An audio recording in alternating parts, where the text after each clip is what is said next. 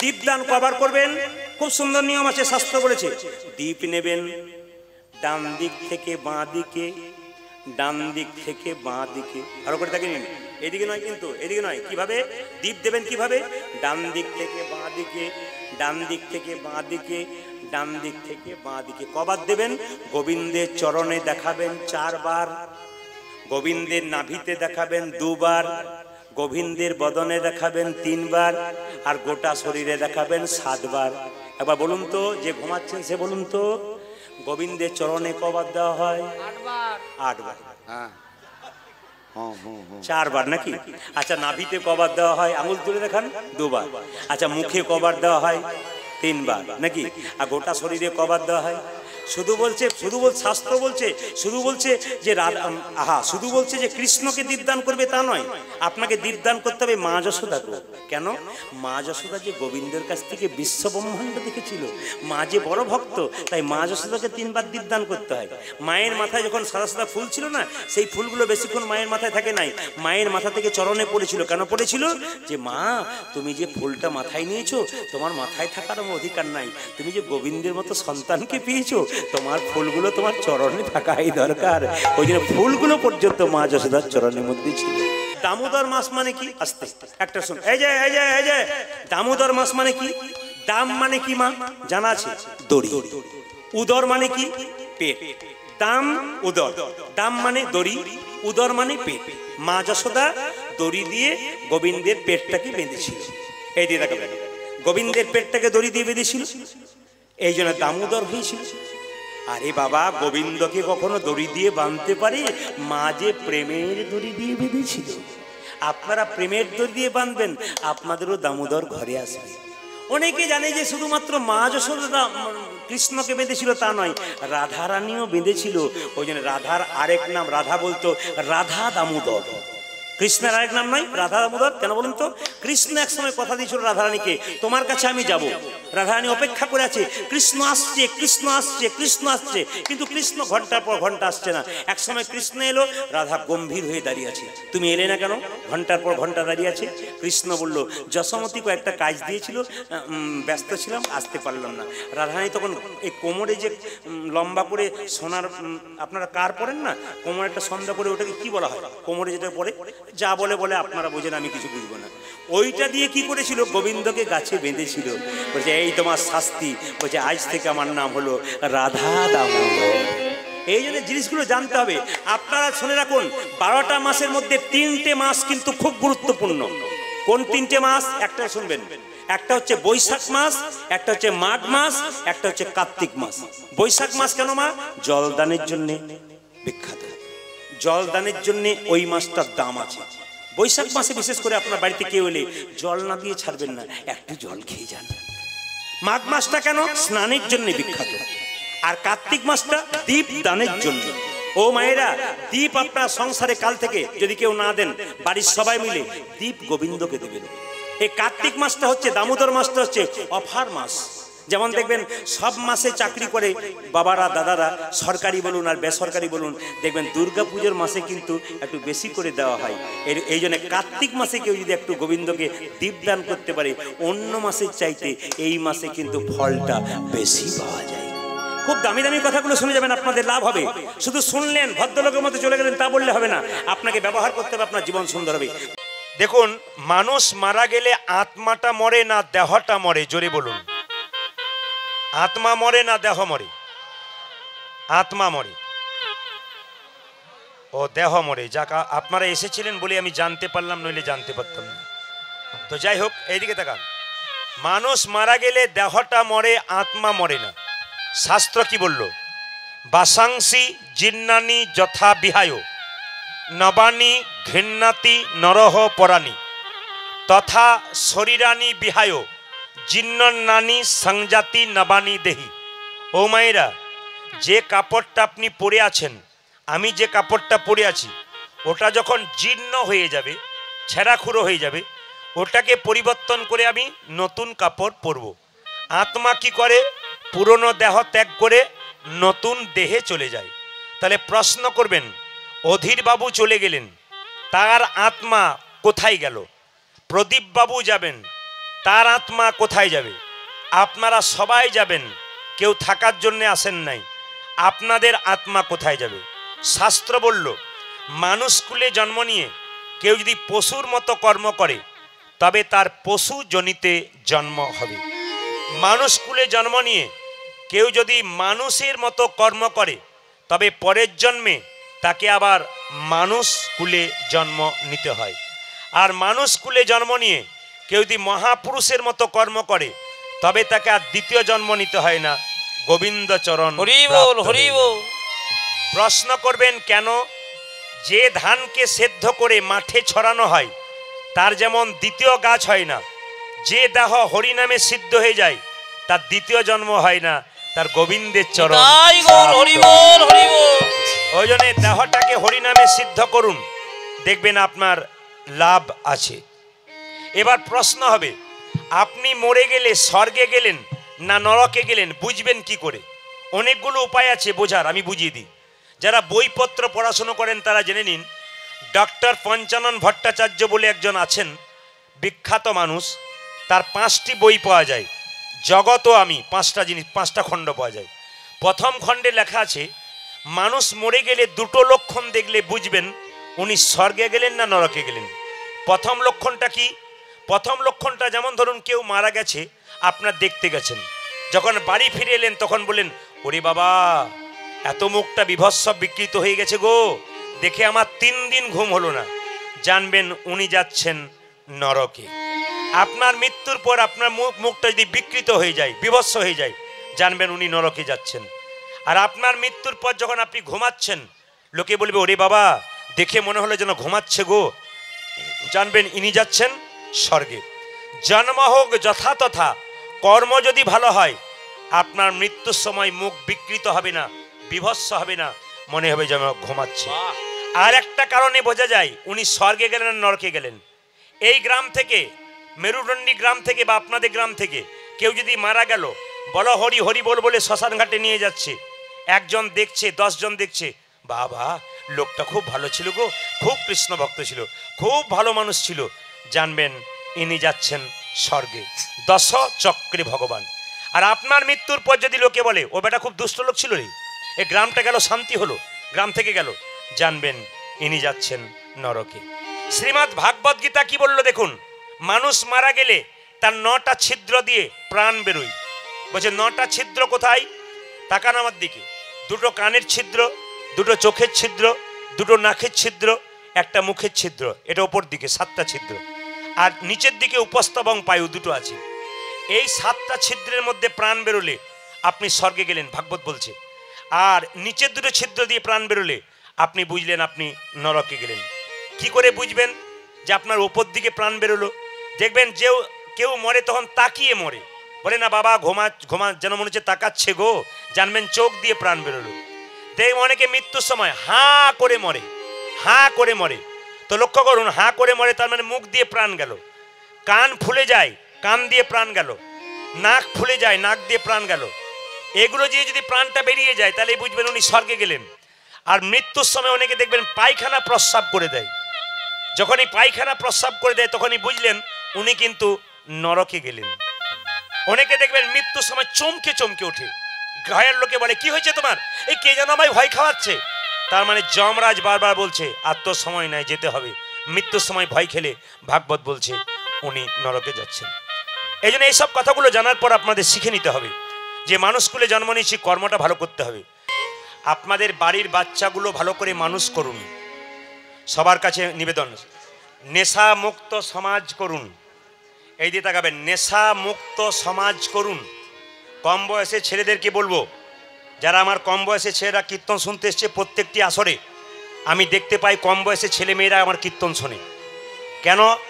এরা বারবার মোবাইলে কীর্তন শুনছে বলে বাচ্চাগুলো শোনে। কালকে আমি যেখানে গাইছিলাম নিচে আসর ছিল, তো ছোট ছোট বাচ্চাগুলো, আসতে বাবা ফোন নিবি না, বাচ্চারা নিচে বসছিল, এইটুকুটুকু বাচ্চা চুপ করে হাঁ করে তাকিয়ে আছে, নাচের সময় নাচছে আবার কান্নার সময় কাঁদছে, আমি দেখতে পাচ্ছিলাম।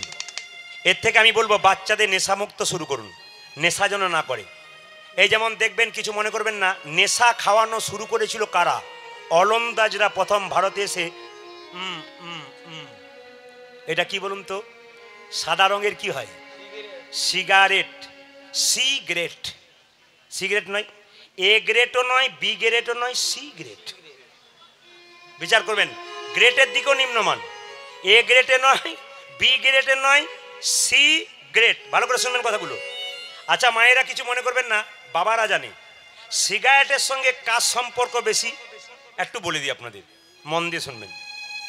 মাছের সঙ্গে জলের পীড়িত, ছেলের সঙ্গে মায়ের পীড়িত, আর দুগ্ধের সঙ্গে বৎসের পীড়িত, আর সিগারেটের সঙ্গে ল্যাট্রিন মানে পায়খানা ঘরের পীড়িত।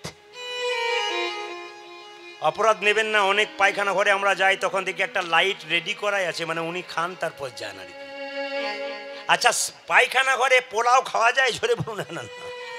বিরিয়ানি খাওয়া যায়? ওখানে এইটাই খাওয়া যায়। ভগবান বললেন যেখানে দুর্গন্ধ সেখানে আমি নাই, আর যেখানে সুগন্ধ সেখানে আমি আছি। একটু হিসাব করে বলুন তো, সিগারেট খেলে মুখটা দুর্গন্ধ হয় না সুগন্ধ হয়? যারা খায় তারা বলছে আর বলবেন না দাদা, ছাড়বার বহু চেষ্টা করলাম, পারলাম না। তবে আপনি যখন বলছেন তখন এক চান্স কাল থেকে দেখবো। এইদিকে তাকান, সুগন্ধ হয় না দুর্গন্ধ হয়? তাহলে দুর্গন্ধ যদি মুখে হয় কৃষ্ণ সেখানে আসে? জোরে বলবেন হ্যাঁ না না। কৃষ্ণ প্রেম আসবে না। অনেকে দেখবেন মায়েরা বা পানের সঙ্গে জর্দা খায়, ও দোক্তা জর্দা খায়, ও একই জিনিস। দাঁতগুলো দেখবেন কি জানো কি খায়, আর তরমুজের বিচির মতো কালো কালো হয়ে যায়। ওখানেও ভগবান আসে না। দেখবেন দুর্গা পুজোর সময় মা যখন 4 দিনের জন্য আসে, ঢাক ঢোল বাজিয়ে আনি, আর মা যখন বিসর্জন দেয়, আমাদের ছেলেরা এমন ডিজে বাজায়, মা কৈলাস পর্বতে গিয়ে বলে বাবা এবছরটা গেলাম, পরের বছর থেকে আর আমি যাব না গো, চান্স খুব কম। এই জন্য কিছু মনে করবেন না, সবাই তাকিয়ে দেখবেন। যত দিন যাচ্ছে তত বলুন তো, আপনারা বলেন না চল বসিরহাটে ঠাকুর দেখে আসি দুর্গা, সত্যি কি ঠাকুর দেখতে যান না প্যান্ডেল দেখতে যান? জোরে বলুন না, জোরে বলবেন আপনারা। আপনার সব প্যান্ডেল দেখতে চান। মা দুর্গা দেখবেন ছোট্ট করে ভেতরে ঢুকে আছে, কেন বলতো তোরা বাইরে যা বাজাবি বাজা, ভেতরে আমি রইলাম, তোরা প্যান্ডেল দেখে পালিয়ে যা। লাইট প্যান্ডেলের ব্যবস্থা মা করেছেন, আমাদের মনে লাইট প্যান্ডেল দেখ, পালিয়ে যা, দুমদাম করিস না, যা পালিয়ে যা, এই ব্যবস্থাটা করেছি। তো মায়েরা কিছু মনে করবেন না, এই দেখবেন মা যখন বিসর্জন হয়, আমাদের ছেলেরা, এখানে বসিরহাটের ছেলেরা খুব ভালো এই এলাকাতে, মায়েরা বলছে খুব ভালো, দেখবেন একবার এসে তখন কি হয়, খুব ভালো। দুর্গা পুজোর সময় এসেন তারপর দেখবেন কি হয়। না আমি বুঝিয়ে দিই, মা যখন বিসর্জন হয় তখন দেখবেন 2-4 জন ছেলে খেয়ে দিয়ে মাকে বিসর্জন করতে যায়। আমাদের ওখানে দুর্গা বিসর্জন হচ্ছে, একটা ছেলে দুর্গার সঙ্গে নেশা করেছে, তো দুর্গার চালির সঙ্গে ও জলে, এখন জলে যখন ডুবে গেছে, মা বাঁচা, মা বাঁচা, মা বাঁচা, তখন দুর্গা দেবী একবারে স্বয়ং জীবন্ত এসে পাহাড়ে এসে বলছে, খুব নাচতে শুরু করেছে, মা আমার দুঃখের দিনে তুমি নাচছো, আমি ডুবছি আর তুমি নাচছো। বলছে আমি যখন ডুবছিলাম তখন তুই যে নাচছিলি, ওই জন্য তোর বেলাতে আমিও নাচছি। ওই জন্য আপনি যদি নাচেন, কি বলছে, যে আমাকে, ভগবান বললেন যে আমাকে চাই আমি তাকে চাই। ভালো করে শুনবেন, যে আমাকে চাই আমি তাকে চাই, যে আমাকে না চাই আমি তাকে নাচিয়ে ছাড়িয়ে দিই। যে আমাকে চাই আমি তাকে চাই, যে না চাই আমি তাকে না চাই। তবে একটা কথা বলবো, ছেলে মেয়েদের বলবো, ছেলেদের 2000 টাকার মদ কিনে না খেয়ে একটা কাজ করো, বৈষ্ণব সেবায় 2000 টাকা লাগাও। যদি বৈষ্ণব সেবায় লাগাতে না পারো, অসুবিধা হয়, গরিব মেয়ের বিয়েতে দাও, হরিবাসর যেখানে হচ্ছে সেখানে দাও। কেন? তোমার মদ খেলে মনটা নিচের দিকে যাবে, আর দান করলে মনটা অনেক বড় যাবে, সমাজ ভালো হবে, নেশামুক্ত হবে। আমি প্রদীপ পাল এইটাই চাই, শুধু পরিবর্তন চাই। আমার কীর্তনটা এরকমই, জীবকে পরিবর্তন করা, জীবকে কৃষ্ণমুখী করা, জীব যেন একটু কৃষ্ণমুখী হয়। অনেক কম বয়সের ছেলেরা, বাংলাদেশের বিদেশের ছেলেরা, 18-20 বছরের ছেলে ফোন করে বলছে, প্রদীপ বাবু গুরুমন্ত্র নিয়ে নিলাম। বলে কত বয়স? এই 18, 19, 20, 21, আমরা প্রায় 40 জন নিয়ে নিয়েছি। আচ্ছা তোমাদের বিয়ে হয়েছে? বিয়ের পরে নিতে পারতে যুগলে? আমি চালাকি করে জিজ্ঞেস করছি, ওরা বলছে আপনি তো বলেছেন তার আগে দিয়ে চলে যাই, যাবার আগে তো কিছু ভালো কাজ হবে না, তাই নিয়ে নিলাম। ভেতরে কিছু ঢুকেছে, তাদের কাজ হয়ে গেছে। এই জন্য আপনাদের কাছে নিবেদন রইল, মায়েরা নেশামুক্ত সমাজ করবেন। একটা ছোট্ট কথা বলে রাখি, যে যেখানে বসে আছেন মন দিয়ে শুনবেন, কারো ক্ষতি যদি আপনি চান, তবে আপনার ক্ষতি, জোরে বলুন, একটু জোরে বলুন, তাহলে আপনারা তো বলবেন প্রমাণ দেখাতে হবে। মহাভারতের প্রমাণ দেখাবো। কিন্তু দ্রৌপদীর যখন বস্তন হচ্ছিল, 80,000 চেয়ার ছিল, 80,000। ভালো করে শুনবেন, ভাগবত বলছে দ্রৌপদীর যখন বস্ত্র হচ্ছিল তখন ৮০,০০০ চেয়ার ছিল। কেন ৮০,০০০ চেয়ারে লোকে দেখবে একটা মেয়ের কাপড় টানা হবে, বিবস্ত্র করা হবে মেয়েটা। ৮০,০০০ চেয়ার ছিল, তাতে বসছিল ৮০,০০০ লোক বাইরে দাঁড়িয়েছিল দেখবার জন্য একটা মেয়েকে কাপড় টানা হবে। দুঃশাসন যখন এরকম করে কাপড় চুলের মুঠি ধরে কাপড় টানতে শুরু করলো, এই যে তাকান, যখন টানতে শুরু করলো দ্রৌপদীর কাপড়, দ্রৌপদী তখন এক হাতে কাপড়টা ধরেছে, এক হাতে ভগবানকে ডাকছে। জিজ্ঞেস করছে নারদ মুনি, প্রভু অসহায় নারী কাপড় বিনে পাগলিনী, তোমাকে হা কৃষ্ণ বলে ডাকছে, তুমি কাপড় জোগাড় করে দাও। বলছে আমি তো জোগাড় দেবই, দ্রৌপদী কিছু করেছে আমি দেবো। কখন দ্রৌপদী করেছিল মা? দ্রৌপদী যখন গঙ্গায় স্নান করতে গেছিল তখন দেখবেন একজন মুনি স্নান করছিল আর কোমরে কাপড়টা জলে ভেসে চলে গেছিল। দ্রৌপদী মুনিকে কাপড় দান করেছিল। মুনি বলেছিল মা এই যে তুমি কাপড় দান করলে, এই কাপড় তুমি অনেক করে পাবে।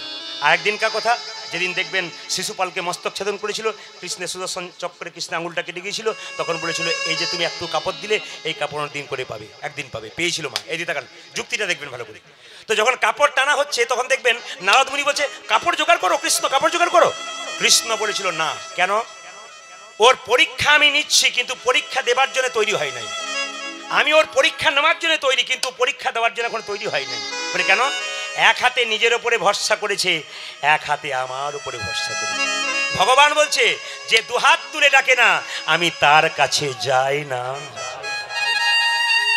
যে দুহাত তুলে আমায় ডাকে না আমি তার কাছে যাই না। মায়েরা দিয়ে দেখান, যখনই দ্রৌপদী দুহাত তুলে দেখেছে অমনি দুর্যোধন কাপড় টানছে। ভালো করে, নতুন জিনিস এটা, কিন্তু সম্পূর্ণ নতুন জিনিস। এখন যেই না কাপড় টানছে দুর্যোধন, 1 ঘন্টা 2 ঘন্টা 3 ঘন্টা 4 ঘন্টা 5 ঘন্টা কাপড় টেনেই যাচ্ছে, কাপড় শেষ হচ্ছে না। শেষে দুর্যোধনকে দুঃশাসন বলছে দাদা আমি ক্লান্ত হয়ে গেলাম, জল তৃষ্ণা পেয়ে গেল, আর কাপড় টানতে পারছি না, কাপড় শেষ হচ্ছে না। তখন দুর্যোধন বলল আমি কাপড় টানি, তুই ভেতরে যা। আপনারা সবাই জানেন দুঃশাসন কাপড় টেনে চা নয়, 100 ভাই টেনেছিল। দুর্যোধন যখন কাপড়টা টানছে, দুঃশাসন ভেতরে জল খেতে গেছে, চমকে গেছে। কি জানেন? 100 ভাইয়ের স্ত্রী শরীরে কাপড় নাই, তারা উলঙ্গ হয়ে চুপচাপ বসে আছে। হরি বল। 100 ভাইয়ের স্ত্রীর শরীরে কাপড় নাই, দুঃশাসন গিয়ে চমকে গেছে, জল খাবে কি ছাই, চোখ ছানা বড় হয়ে গেছে। দুঃশাসন তার স্ত্রীকে জিজ্ঞেস করছে হ্যাঁ গো এ ঘটনা হলো কি করে, তোমাদের কাপড় নাই, কাপড় কোথায় গেল? দুঃশাসন স্ত্রী বলছে তোমার আর তোমার দাদার জন্য এ ঘটনা হলো। বলে কেন? দ্রৌপদীর বস্ত্র হচ্ছে, হাত তুলে কৃষ্ণকে ডাকছে, এত বস্ত্র পাবে কোথায়, আমাদের কাছে নিচ্ছে, ওকে দিচ্ছে। মায়েরা মহাপ্রভুর ছবি দেখেছেন? জোরে বলুন হ্যাঁ না না।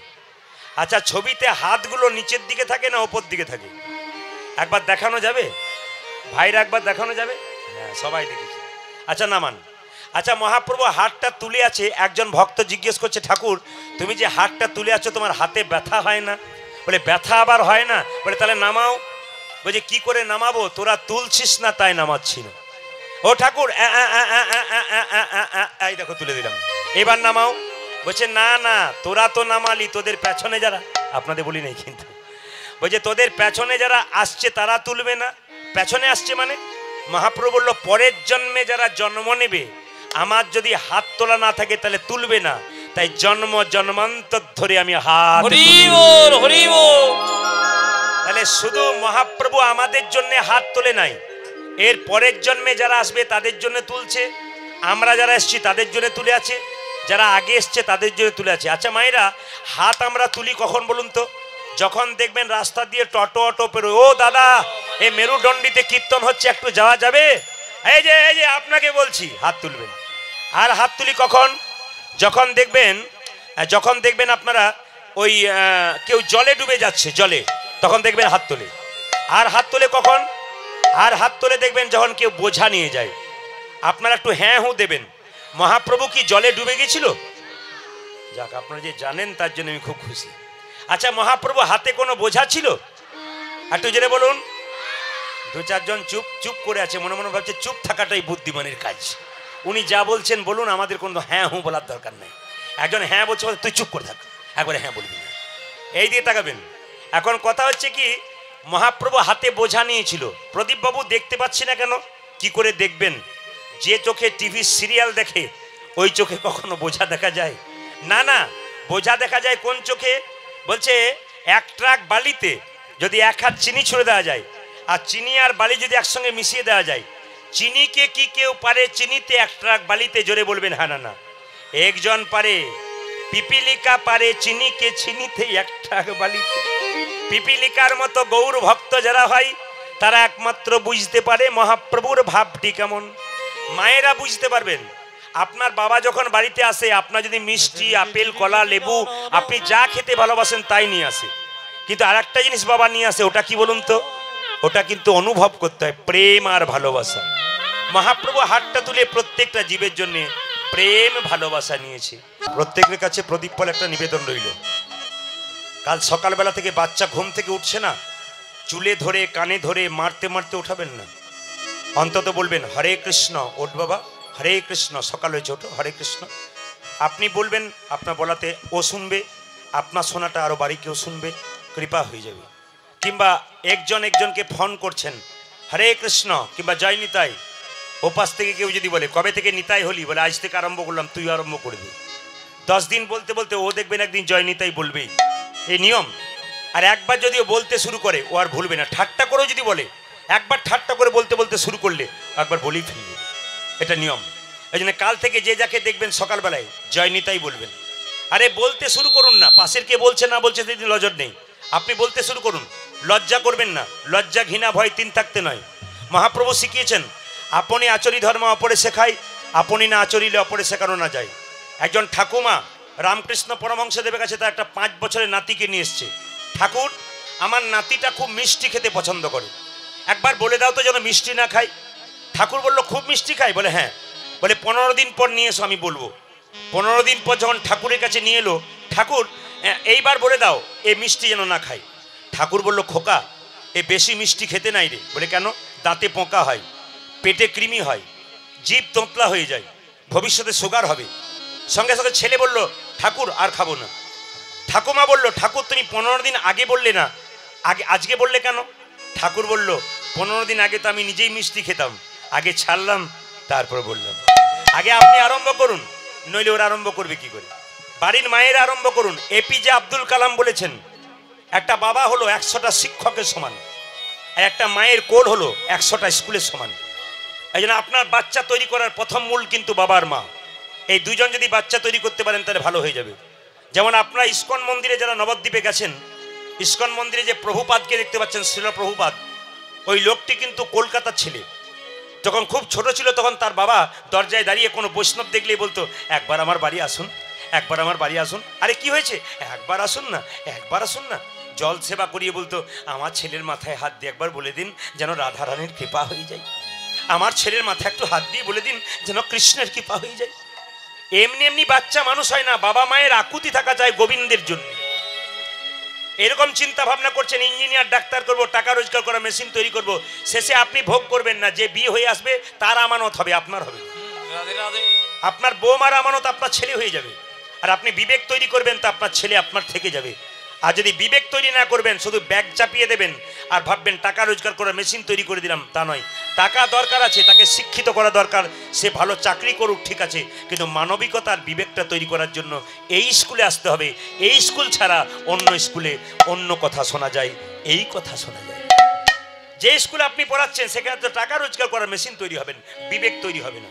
যদি তাই হয়, কত ইঞ্জিনিয়ার, কত ডাক্তার, কত মাস্টার তার মা বাবা না খেতে পেয়ে মরছে, বৃদ্ধাশ্রমে ঘুরে বেড়াচ্ছে, আর নিজেরা সুখে রয়েছে। কি শিক্ষা পেল ওখান থেকে? ও তো টাকা রোজগার করা মেশিন তৈরি হলো। একমাত্র বিবেক তৈরি যদি হয়, তবে হরিবাসরে হবে, ভাগবত কথায় হবে, কৃষ্ণ কথায় হবে, অন্য কোথাও হবে না। এই জায়গাতে আনবেন, ওইখানেও নিয়ে যাবেন, দুটো জায়গায় আপনার দরকার আছে। দেখবেন ভক্ত প্রহ্লাদে বাবা হিরণ্যকশিপু যুগ যুগ ধরে অন্যায় করেছে, তার ছেলে ভক্ত প্রহ্লাদ ভক্ত হলো কেন? একটাই কারণ। কারণটা কি আপনারা জেনে নিন। কারণটা হচ্ছে এইটাই, ভক্ত প্রহ্লাদের মা কয়াধু যখন ভক্ত প্রহ্লাদকে গর্ভে রেখেছিল, নারদ মুনির কাছে বসে বসে তত্ত্ব কথা শুনেছিল। শুধু কি ভক্ত প্রহ্লাদ সন্তান জন্ম দিয়েছিল? মা কিছু ভালো কাজ করবে না, বাবা কিছু ভালো কাজ করবে না, সন্তান ভালো কি করে হবে? অনুকূল ঠাকুরজি বলেছেন, মা হলো মাটি উর্বর, মাটি যদি উর্বর হয় গাছ ভালো হয়, হবে না কেন? বীজটা ভালো হতে হবে। তো বীজ যদি পোকা লাগা থাকে তাহলে গাছ ভালো হবে? এই জন্য রামকৃষ্ণ অনুকূল ঠাকুর বলল, বাবা হলো বীজ, সেটাও ভালো হতে হবে, মা হলো উর্বর জমি, সেটাও ভালো হতে হবে। দুটো যদি ভালো হয়, ভালো ফসল হবে না, কে বলেছে না? একজন হাত তুলে বলতে পারবেন সাহস করে ভগবানের বাবার নাম কি আর ভগবানের মায়ের নাম কি? অনেকে তো বলবেন কেন দেবকী, কেন যশোমতী, কেন পিতানন্দ বাবা, বসুদেব বাবা? আপনারা বলবেন পালিত আর জন্মদাতা, আপনারা বলবেন, কিন্তু ভগবান নিজের মুখে তা বলে নাই। কি বলেছে? ভক্ত আমার মাতা পিতা, ভক্ত আমার গুরু, ভক্ত আমার নামে রেখেছে বাঞ্ছা কল্পতরু। মায়েরা, ভগবান নিজের মুখে বলছে ভক্ত আমার বাবা, ভক্ত আমার মা, ভক্ত আমার নাম রেখেছে বাঞ্ছা কল্পতরু। ভক্ত দিলে তবে আমি খাই, ভক্ত না দিলে আমি উপবাসী রই। দেখুন, গোটা পৃথিবীর মালিক যে ইচ্ছা করলে সব খেতে পারে, সব সম্পদ তো তার, কিন্তু ভক্ত না দিলে উপবাসী রয়। ভক্তের কাছ থেকে নিতে ভালোবাসে, একটা বাতাসা দিন আর তুলসী পত্র দিন, ওতেই গোবিন্দ খুশি হয়ে যায়। কেন? ভক্তের কাছে নিতে ভালোবাসে, এমনি খেতে ভালোবাসে না। তাহলে ভক্ত আমার মাতা পিতা, ভক্ত আমার গুরু, ভক্ত আমার নামে রেখেছে বাঞ্ছা কল্পতরু। তাহলে বলতে হবে প্রমাণ কি? প্রমাণ কি? প্রমাণ দিয়ে দেবো। রামচন্দ্রের পরম ভক্ত কে ছিল বলুন তো? হনুমান। হনুমান রামকে জিজ্ঞেস করছে, প্রভু তোমার চরণটা তো আমি দর্শন করেছি, খুব সুন্দর, আমার ইচ্ছা জেগেছে তোমার গুরুদেবের চরণ একবার দেখবো। তা তোমার চরণ যদি এত সুন্দর হয় তাহলে তোমার গুরুর চরণ কেমন হবে একবার দেখবো। এই বলে কি করেছে দেখুন, তার গুরুদেবের চরণ দেখবো বলে রামচন্দ্রকে বলেছে। রামচন্দ্র বলে, শোন হনুমান, এইখান থেকে সরজু নদী চলে যা, সরজু নদী পার হয়ে একটা পর্বত দেখতে পারবি, ওর গুহাতে দেখবি আমার গুরুদেব পাগুলোকে বাইরের দিকে লম্বা করে শুয়ে আছে আর মাথাটা কাপড় দিয়ে ঢাকা আছে। তুই কি দেখবি? বলছে আমি তোমার গুরুদেবের চরণ দেখতে চাই। ভালো করে বল কি দেখবি? বললাম তো তোমার গুরুদেবের চরণ দেখতে চাই। এখন ছুটে গিয়ে হনুমান যখন গেছে দেখছে হ্যাঁ সত্যি সত্যি সরজু নদী পেরিয়ে গুহার মধ্যে গুরুদেবের পা দুটো লম্বা করে শুয়ে আছে বাইরের দিকে করে। চরণ দুটো দর্শন করে হনুমান বারবার প্রণাম করছে আর ভাবছে, আহ, আমার প্রভু রামচন্দ্রের চরণ এত সুন্দর, তার গুরুদেবের চরণ আরো সুন্দর। তার গুরুদেবের চরণ যদি এত সুন্দর হয় তাহলে বদনটা কত সুন্দর হবে একবার দেখব। চরণ যদি এত সুন্দর হয় তাহলে বদনটা একবার দেখবার ইচ্ছা জেগেছে। যেই না মাথার কাপড়টা খুলতে যাচ্ছে বদন দেখবো বলে, দেখছে ওই দিকেও দুটো চরণ রয়ে গেছে। হনুমান খালি তাকাচ্ছে আর মনে মনে ভাবছে, প্রভু রামচন্দ্রের গুরুদেবের কি মাথা নাই, খালি পা আছে, এদিকেও পা ওদিকেও পা, খালি দেখছে খুলে খুলে, এদিকেও পা ওদিকেও পা, ওদিকেও চরণ ওদিকেও চরণ। ছুটে এসে বলছে, প্রভু গেছিলাম, দেখলি? হ্যাঁ, চরণ দেখবার ইচ্ছা হলো, এত সুন্দর চরণ। মাঝে আমার ইচ্ছা হলো বদন দেখবো, বদনটা কাপড় দিয়ে ঢাকা ছিল, দেখলাম ওই দিকেও দুটো চরণ। তোমার কি গুরুদেবের মাথা নাই, খালি পা আছে? সঙ্গে সঙ্গে রামচন্দ্র বলছে, হ্যাঁ রে হনুমান, তুই যাবার সময় আমায় কি বলেছিলি? তুই বলেছিলি চরণ দেখবো, তুই কি বলেছিলি? বদন দেখবো। তুই বদন দেখবো বললে তোকে বদনে দেখাতাম, তুই চরণে দেখে নিয়েছিস। লক্ষ্য করুন, সঙ্গে সঙ্গে বলছে, আমি তোমার গুরুদেবের বদন দেখতে চাই। তবে যা, বলে কোথায়? সরজু নদীর জলে এমনি করে তাকাবি, দেখবি তুই আমার গুরুদেবের বদন দেখতে পাবি। আচ্ছা বলুন তো মায়েরা, হনুমান বারবার জলের দিকে তাকাচ্ছে, আপনারা জলের দিকে তাকালে কার মুখটা দেখতে পান জোরে বলুন? ভূতের মুখ দেখতে পান। ভূতের, যখন ভূতের বলেছি মায়েরা বলছে হ্যাঁ, মানে আপনি যা বলছেন ঠিকই বলছেন, ভুল বলছেন না। আমি কি বলছি না বলছি ওটা বিচার করবেন আপনারা, ভুল বলে দেবো তো আমি, আপনারা ঠিক করবেন, কারেকশন করবেন। এই দিয়ে তাকান মায়েরা, সবাই লক্ষ্য করুন। হনুমান যখন তাকাচ্ছে দেখছে খালি আমার মুখটা দেখতে পাচ্ছি, জলটা ঘ্যাঁটলাচ্ছে, তাহলে ভেতরে শুয়ে আছে বোধ হয়, ওঠাবার চেষ্টা করছে, দেখছে নাই, জলটা স্থির হচ্ছে, আবার নিজের মুখটা দেখতে পাচ্ছে। কিছুক্ষণ পরে কি করেছে, এসে বলছে, প্রভু তোমার গুরুদেবের বদন দেখতে পেলাম না। বলে কি দেখলি? খালি আমার পোড়া মুখটাকে দেখতে পাচ্ছি। সঙ্গে সঙ্গে হনুমানকে রামচন্দ্র বলছে, হ্যাঁ রে হনু, ভক্ত আমার মাতা পিতা, ভক্ত আমার গুরু, ভক্ত যদি আমার গুরু হয় তুই তো আমার ভক্ত, তুই তোর বদন দেখবি না তো কি আমার বদন? হরিবল হরিবল। একজন জিজ্ঞেস করছে, প্রদীপ বাবু আজকে আপনি কি পালা করবেন? তো বললাম, পালা তো আমি, এই পালা জানেন না? না আমি তো পালা জানি না। পালা জানেন না? আমার লীলা জানি। কীর্তনের কেউ জিজ্ঞেস করবেন না যে কি পালা হবে, বিষয় হবে কিংবা লীলয় হবে কিংবা আলোচনা হবে, এটা হচ্ছে কীর্তনের ব্যাপার। যারা প্রকৃত ভক্ত তারা জিজ্ঞেস করে। এদিকে তো লক্ষ্য করুন, পালা হচ্ছে দুটো, আপনারা তো সবাই জানেন, একটি আসার, একটি যাওয়ার। একটু ভেবে বলুন তো খুব ঠান্ডা মাথায়, যারা কীর্তন শুনতে এসছেন তাদের কোন পালাটা শেষ হয়েছে, আসারটা না যাওয়ারটা? জেনে বলুন। অনেকে ভাবছে ফোন নাম্বারটা দিন, ফোন করে কাল বলবো, মাথায় ঢুকছে না। আসারটা না যাওয়ারটা? আসারটা। এবার বাকি আছে কোনটা জোরে বলুন? আমি একটু জোরে শুনতে চাই, বাকি আছে কোনটা? আর একটু জোরে বলুন। এতই যদি বুঝছেন যাওয়ারটা বাকি আছে, তাহলে সাদা চুলে গোদরেজ নিচ্ছেন কেন? এত যদি বুঝছেন নাকি? সবই বুঝছি, কিন্তু আমরা করি। আসুন, লীলাটির নাম হচ্ছে ভগবান শ্রীকৃষ্ণের মথুরা গমন, মাথুর লীলা। একজন বয়স্ক বাবা বললেন, পদাবলীর মধ্যে গান গাইবেন, আপনার কাছে শুনতে আমরা চাই। ভক্তলীলা তো অনেক শুনেছি আপনার কাছে, আজকে একটু কৃষ্ণলীলা পদাবলীর মধ্যে শুনতে চাই। এই জন্য আপনাদেরকে যা বলি, আমাদের ভাণ্ডারে অনেক কিছুই আছে প্রভুর কৃপায়। আমি সবসময় এইটা নিয়েই থাকি, আমার কোনো চাপ নেই, না সংসারের চাপ, না কোনো দায়িত্ব। তাহলে কি আপনি সংসার করেন না? আমি করেছি, যাকে করেছি উনি খুব পাকা মানুষ, এই জন্য আমার কোনো চাপ নিতে হয় না। এই জন্য আপনাদের কাছে নিবেদন রইল যে আমার এইটাই নিয়ে ঘাটাঘাটি, এইটাই নিয়ে আলোচনা, আপনাদের সামনে লীলাটি আলোচনা করব, তার নাম হচ্ছে মাথুর লীলা। আচ্ছা বাবা, ভগবান কৃষ্ণ রাধারানীকে ছেড়ে কত বছরের জন্যে মথুরায় গিয়েছিল? 100 বছরের জন্যে। মা কালীকে মা বলেছেন, মা দুর্গাকে মা বলেছেন, হাত তুলে বলুন তো। মা দুর্গাকে মা বলেছেন, মা কালীকে মা বলেছেন, মা মনসাকে মা বলেছেন, রাধাকে কেউ কোনোদিন মা বলেছেন? জোরে বলুন। কিন্তু কারো জানা আছে যে রাধাকে মা বলা হয় না কেন? জানা আছে? এরপরে একদিন বায়না করবেন, বলে দিয়ে যাবো। আজ আর বলবো না, আজই বলে দিয়ে যাই। হ্যাঁ, আজই বলবো, আজই। আমি না বলে তো যাবোই না। তো রাধাকে মা বলা হয় না কেন? 100 বছরের জন্য কৃষ্ণ ছেড়ে গেল কেন? একটু জেনে নিন। কৃষ্ণ আর রাধার সম্পর্কটি কি? কেউ বলে রাধা কৃষ্ণের মামি, আয়ান হচ্ছে মামা। একটু তত্ত্বগুলো জেনে নিন, আপনাদের পরিষ্কার হয়ে যাবে। অনেকে দেখবেন রাস্তাঘাটে ছেলে মেয়েদের একসঙ্গে বসে থাকা দেখে, অপরাধ নেবেন না, ঠাট্টা করে বলে রাধা কৃষ্ণের লীলা চলছে, ঠাট্টা করে বলে। কিন্তু আপনাদেরকে বলে রাখি, যারা বোঝে না, অজ্ঞ, তারা একমাত্র এই কথা বলে, কিন্তু জ্ঞানী মানুষ এ কথা বলে না। মায়েরা, প্রেম হচ্ছে, রাধা হচ্ছে কৃষ্ণের স্ত্রী। বলবেন তাহলে আয়ানের কাছে গেল কেন? লীলা আছে, তত্ত্ব আছে, একটু জেনে নিন আপনারা, তাহলে বুঝতে পারবেন। প্রেম হচ্ছে 3 প্রকার, একটি অনুরা, একটা স্বকীয়া, একটা পরকীয়া। অনুরা প্রেম কি? অপরাধ নেবেন না, বিয়ের আগে যে ছেলে মেয়ের মধ্যে প্রেম, স্কুল কলেজ রাস্তাঘাটে, ওটা অনুরা। স্বকীয়া প্রেম কোনটা? বিয়ের পরে স্বামী স্ত্রীতে যে প্রেম, ওটা স্বকীয়া প্রেম, ওটা আইনসম্মত, সমাজ মেনে নেয়। পরকীয়া প্রেম কাকে বলে? নিজের স্ত্রী থাকতে কোনো পুরুষ যদি পর স্ত্রীর সঙ্গে প্রেম করে, তাকে পরকীয়া প্রেম বলে। কোন স্ত্রী যদি নিজের স্বামী থাকতে তার পরপুরুষের সঙ্গে প্রেম করে, তাকে পরকীয়া প্রেম বলে। তাহলে আপনারা বলবেন তো, রাধার স্বামীর নাম ছিল আয়ান, আর কৃষ্ণের 16,108টা স্ত্রী ছিল, তাহলে কৃষ্ণ কেন 16,108টা স্ত্রী ছেড়ে রাধার সঙ্গে প্রেম করলো? আপনারা কেমন কীর্তন করছেন? এটা তো পরকীয়া প্রেম করছেন না। এই তত্ত্ব একটু আছে। কি তত্ত্ব? সত্য যুগে যেতে হবে। আয়ান ছিল সুতপা মুনি, তিনি ভগবানকে ডাকলেন, নারায়ণকে। নারায়ণ সন্তুষ্ট হয়ে বলল, সুতপা তুই কি চাস?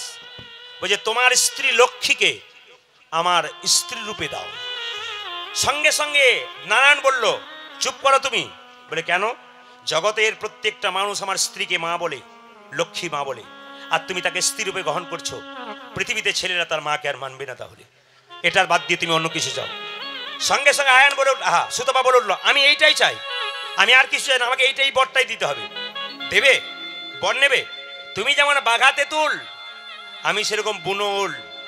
তোমার চাওয়া যেমন, আমার দেওয়া তেমন। আমার স্ত্রীকে তোমাকে দাপরে দিলাম, রাধা হবে, তোমার কাছে যাবে, তুমি হবে নপুংসক, আমি হব কৃষ্ণ। আমার রাধার সঙ্গে আমি প্রেম করে জগৎকে শিখিয়ে দেব যে পরকীয়া প্রেমের মধ্যে কি আনন্দ আছে। এই পরকীয়া প্রেমটা কিন্তু গোবিন্দের জন্য ভালো, আমাদের জন্য নয়। প্রধানমন্ত্রী যদি আপনার বাড়ি আসে বা মুখ্যমন্ত্রী যদি আপনার বাড়ি আসে, আপনি এক ভার দই আনলে দইয়ের তলানিটা দেবেন না ওপর অংশটা দেবেন? জোরে বলুন, কোনটা দেবেন? তলানিটা নাকি ওপর অংশটা দেবেন? শ্রেষ্ঠ মানুষের জন্য শ্রেষ্ঠ দরকার, আমরা তো শ্রেষ্ঠ নয়, তিনি শ্রেষ্ঠ, তার জন্য পরকীয়া প্রেমটাই কিন্তু দরকার, আমাদের জন্য কিন্তু নয়। এই জন্য তারা আপনারা জেনে নিলেন যে রাধা কৃষ্ণের কে হয়? স্ত্রী হয়। আয়ানের ঘরে দিল, আয়ানকে নপুংসক করলো। তাহলে মায়েরা, রাধা একদিন কৃষ্ণ বিরজার কুঞ্জে লীলা করছে আয়ানকে ছেড়ে দিয়ে কৃষ্ণের সঙ্গে, আর শ্রীরামকে বলছে, শ্রীরাম তুই দরজায় দাঁড়িয়ে থাক। কৃষ্ণ বলছে, যদি কেউ আসে না তুই দরজায় বাধা দিবি, ঢুকতে দিবি না। বলছে ঠিক আছে। মায়েরা মন দিয়ে শুনবেন, কৃষ্ণ কার সঙ্গে লীলা করছে? যেটা বলুন, বিরজার সঙ্গে। যেটা বলুন, কার সঙ্গে? বিরজার সঙ্গে। আর দরজায় কে দাঁড়িয়ে আছে? শ্রীরাম। নারদ মুনির ইচ্ছা জেগেছে একবার কৃষ্ণ দেখবো। আচ্ছা মায়েরা নারদকে চেনেন? জোরে বলুন। এমন ভাবে বলছেন যেন আপনাদের ঘরের লোক বোধ হয়। আমি ওই নারদের কথা বলি নাই, এ ঘরে ঘরে নারদ আছে, আপনার কথা আমাকে, আমার কথা আমাকে লাগিয়ে দেয় নারদ। এই নারদের কথা বলছি। নারদ বলছে শ্রীরামকে, তুই দাঁড়িয়ে আছিস কেন রে এখানে দরজাতে? শ্রীরাম বলছে, নারদ, কৃষ্ণ ভেতরে লীলা করছে বিরজার সঙ্গে, আমার কাউকে যেতে নিষেধ, ওই জন্য দাঁড়িয়ে আছি। আমাকে যেতে দিবি না? না। নারদ বলল, তাহলে মামিকে একবার পাঠাই। রাধাকে মামি বলতো, কৃষ্ণকে মামা বলতো। রাধারানীকে খবর দিচ্ছে, মামি বলে, কি? তোমাকে ছেড়ে মামা বিরজার কুঞ্জে লীলা করছে। সঙ্গে সঙ্গে রাধারানী কোমরে কাপড়টা বেঁধে চলে এসছে কৃষ্ণের কাছে দরজাতে। শ্রীরাম, এই শ্রীরাম দরজা খোল। না। এই শ্রীরাম দরজা খোল। না। এই শ্রীরাম দরজা খোল। না। শ্রীরাম যখন দরজা খুলছে না, রাধারানী জোর করে ভেতরে প্রবেশ করতে গেছে। আর শ্রীরাম রাধারানীকে ধরে মাটিতে ফেলে দিয়েছে। রাধারানী বলছে, শ্রীরাম, তুই আমার সঙ্গে অসুরের মতো আচরণ করলি, তুই আমার সঙ্গে দৈত্যের মতো আচরণ করলি। আমি তোকে অভিশাপ দিলাম, তোর যেন দৈত্য কুলে জন্ম হয়, তোর যেন দত্ত কুলে জন্ম,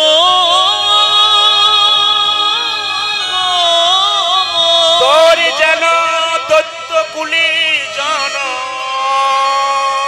হয়, দৈত্য কুলে জন্ম মায়েরা, একজন হাত তুলে বলুন তো, তুলসীর স্বামীর নাম কি ছিল? বাহ বাহ বাহ, আমার বাবারা তো জানে, দু একজন বোন কিন্তু জানে, খুব সুন্দর বলছে, শঙ্কচূড় দত্ত। ও মায়েরা, এই শঙ্কচূড় দত্ত পূর্বজন্মের শ্রীরাম ছিল, রাধারানী অভিশাপে দত্ত হলো। দেখবেন তুলসী পাতা, দেখবেন আপনারা, তুলসী কিন্তু আর একটা কারণে, তুলসী গণেশকে মনে মনে খুব পছন্দ করতো, আমি তোমাকে বিয়ে করব। গণেশ একটু ভালো ছেলে, লক্ষ্মী ছেলে, সে কিন্তু ওইসব লাইনে নেই। সে বারবার প্রত্যাখ্যান করতো, না আমি তোমাকে বিয়ে করব না। যখন জোর করে লক্ষ্মী বারবার বলে আমি তোমাকে বিয়ে, বারবার যখন বলে বিয়ে করব, কে বলে বিয়ে করব? তুলসী যখন বারবার বিয়ে করব বলে, তুলসীকে বলে তোমার দৈত্য স্বামী হোক। দুটো কারণে দৈত্য হয়েছে। তখন তুলসী প্রতিজ্ঞা করে, আমি সব পুজোতে যাব, তোমার পুজোতে যাব না। দেখবেন গণেশের পুজোতে কিন্তু তুলসী পাতা কোনোদিন যায় না। তাহলে দৈত্য কুলে জন্ম হোক যখনই বলেছে, তখন শ্রীরাম অভিশাপ দিয়েছে, রাধে, যাকে আমরা সবাই পৃথিবীতে মা বলে রেখেছি, তুমি মা হয়ে সন্তানকে এত বড় অভিশাপ দিলে, দৈত্য কুলে জন্ম হোক। আমি অভিশাপ দিলাম, তোমাকে পৃথিবীতে কেউ কোনোদিন মা বলে ডাকবে না, কোনদিন কেউ মা বলে ডাকিবে না, কেউ কোনোদিন মা বলে ডাকবে ডাকিবে না, কেউ তোমাকে মা মা বলে ডাকবে না। ডাকিবে না। রাধারানীকে মা বলা হয় না কেন? শ্রীরামের অভিশাপ থেকে রাধাকে মা বলা হয় না।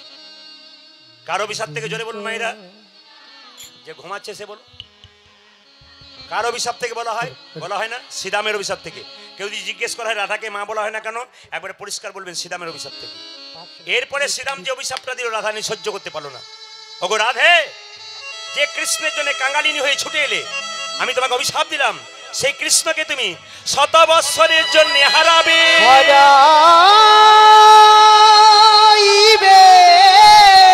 তুমি 100 বৎসরের জন্য কৃষ্ণ হারা হবে। কৃষ্ণ হারাইবে। বাবা, রাধারানী মা হতে পারবে না, তাতে কোনো দুঃখ নাই। এরপর যে অভিশাপটা দিল, রাধারানী আর সহ্য করতে পারলো না, কেঁদে কেঁদে বলে উঠলো, ওগো না, ওগো শ্রীরাম, আমি মা হব না, মা হব আমার দরকার নাই, কিন্তু কৃষ্ণ ছাড়া আমাকে হতে বলিস না। এই জগতে যারা কৃষ্ণকে ভালোবেসে তিলক মালা নিয়ে ঘর সংসার ত্যাগ করেছে, তাদেরকে কৃষ্ণ ছাড়া হতে বললে যেমন মৃত্যু সমান হয়ে যায়। আমি যে কৃষ্ণ ছাড়া কিছুই জানি না। আমি শয়নে স্বপনে জাগরণে নিদ্রায় কৃষ্ণ জানি। আমার শাশুড়ি ননদিনী আমাকে এত জ্বালাতন করে, তবু আমি কৃষ্ণের কাছে ছুটে আসি আমার তাপিত পরাণে ঝুলাবার জন্য। আমার এই অভিশাপ তুই ফিরিয়ে নে শ্রীরাম, এই অভিশাপ তুই ফিরিয়ে নে। কিন্তু কোনো অভিশাপ ফিরিয়ে দিল না।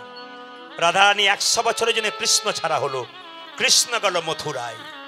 রাধারানী সখীদের সামনে বলছে, ললিতা, বিশাখা, চিত্রা, চম্পকলতা, মায়েরা সখীদের কাছে মাঝে বসে রাধারানী দুঃখের কথা গাইছে। ওরে ললিতা রে, আমি একটা কৃষ্ণ প্রেমের বীজ রোপণ করেছিলাম, বীজ রোপণ করেছিল, আমার মনে বড় আশা ছিল সেই বীজ হতে অঙ্কুর হবে, সেই বীজ হতে অঙ্কুর হবে। কিন্তু কি হলো জানিস কি হলো ললিতা রে? জানিস ললিতা রে, কৃষ্ণ বিরহ রূপী রৌদ্র এসে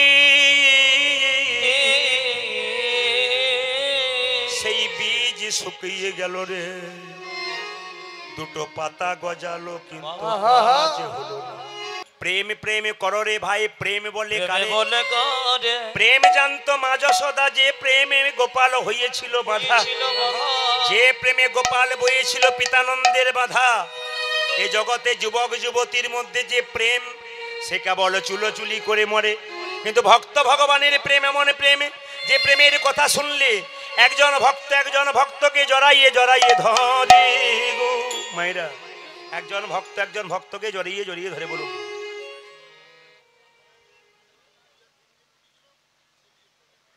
বুঝতে পারলাম না বাবা।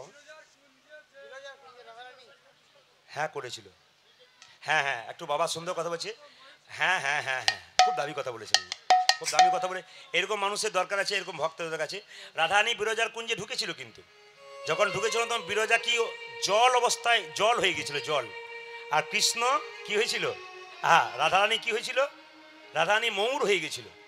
আর কৃষ্ণ তখন সর্প ধারণ করেছিল। তখন কিন্তু 3 জায়গায় দংশন করেছিল, এই জন্য কৃষ্ণের 3টে জায়গা বাঁকা হয়ে গেছে।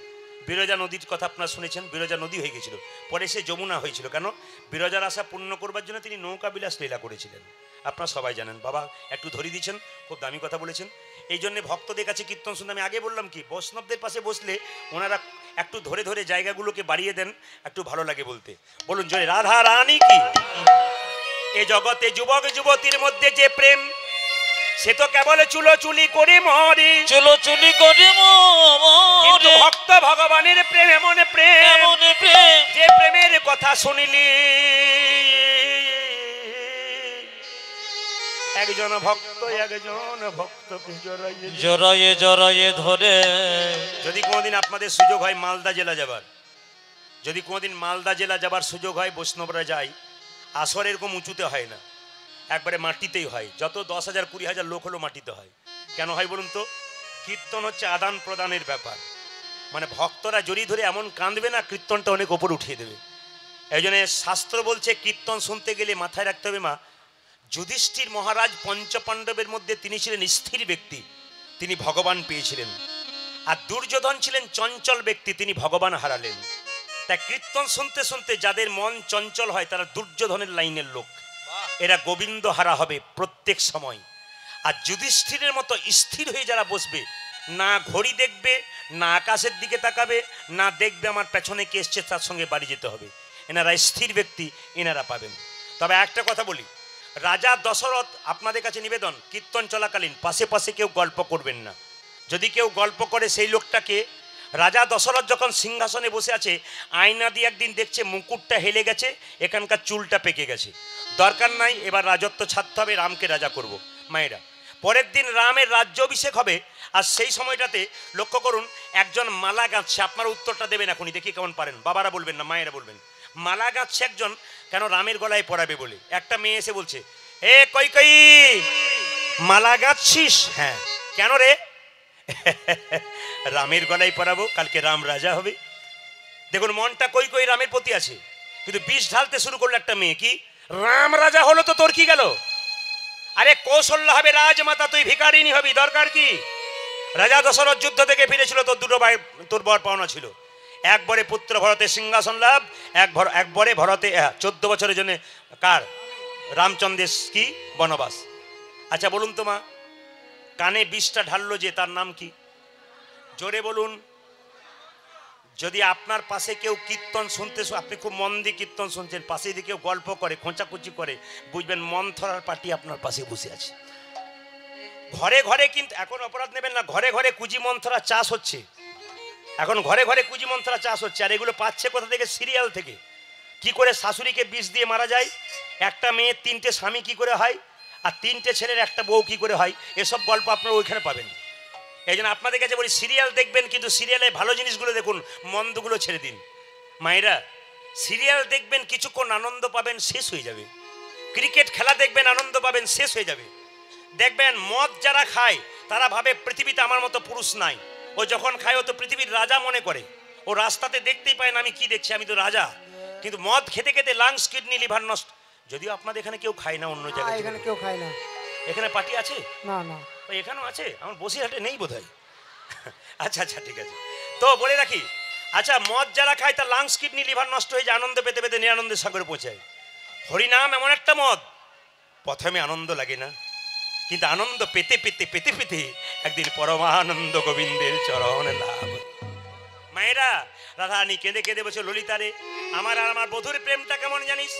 আকাশে প্রতিপদ চাঁদের মতো, প্রতিপদ চাঁদের মতো। মায়েরা, অমাবস্যার পরে প্রতিপদ হয়। আকাশে চাঁদ দেখেছেন কেউ? যে সারাত্রি তাকিয়ে থাকবে সে দেখবে একটা চাঁদ উঠেছে, এক টুকরো। বলছে আমার আর বধুর প্রেমটা প্রতিপদ চাঁদের মতো। প্রতিপদ চাঁদ উদয় রয়েছে জমে প্রতিপদ চাঁদ, কিবা প্রতিপদ চাঁদ, শিবা প্রতিপদ চাঁদ, কিবা প্রতিপদ চাঁদ, শিবা প্রতিপদ চাঁদ, প্রতিপদ চাঁদ উদয় রয়েছে জমে সুখ নব। হই গেল নয় যা আসিবে, আহা মনিরে সুখ নব হই গেল নয় রাস রে। মায়েরা, এই দিকে তাকান। কৃষ্ণ যেদিন গোবিন্দকে কৃষ্ণ যেদিন রাধাকে ছেড়ে যায়, সেদিন থেকে কৃষ্ণ ছাড়ার পর 100 বছর রাধা স্নান করে নাই। জোরে বলুন। আপনারা কারা 10 দিন স্নান না করে থাকতে পারবেন? জোরে বলুন। হ্যাঁ না না, থাকতে পারবেন। কিন্তু রাধারানী 100 বছর স্নান করে নাই।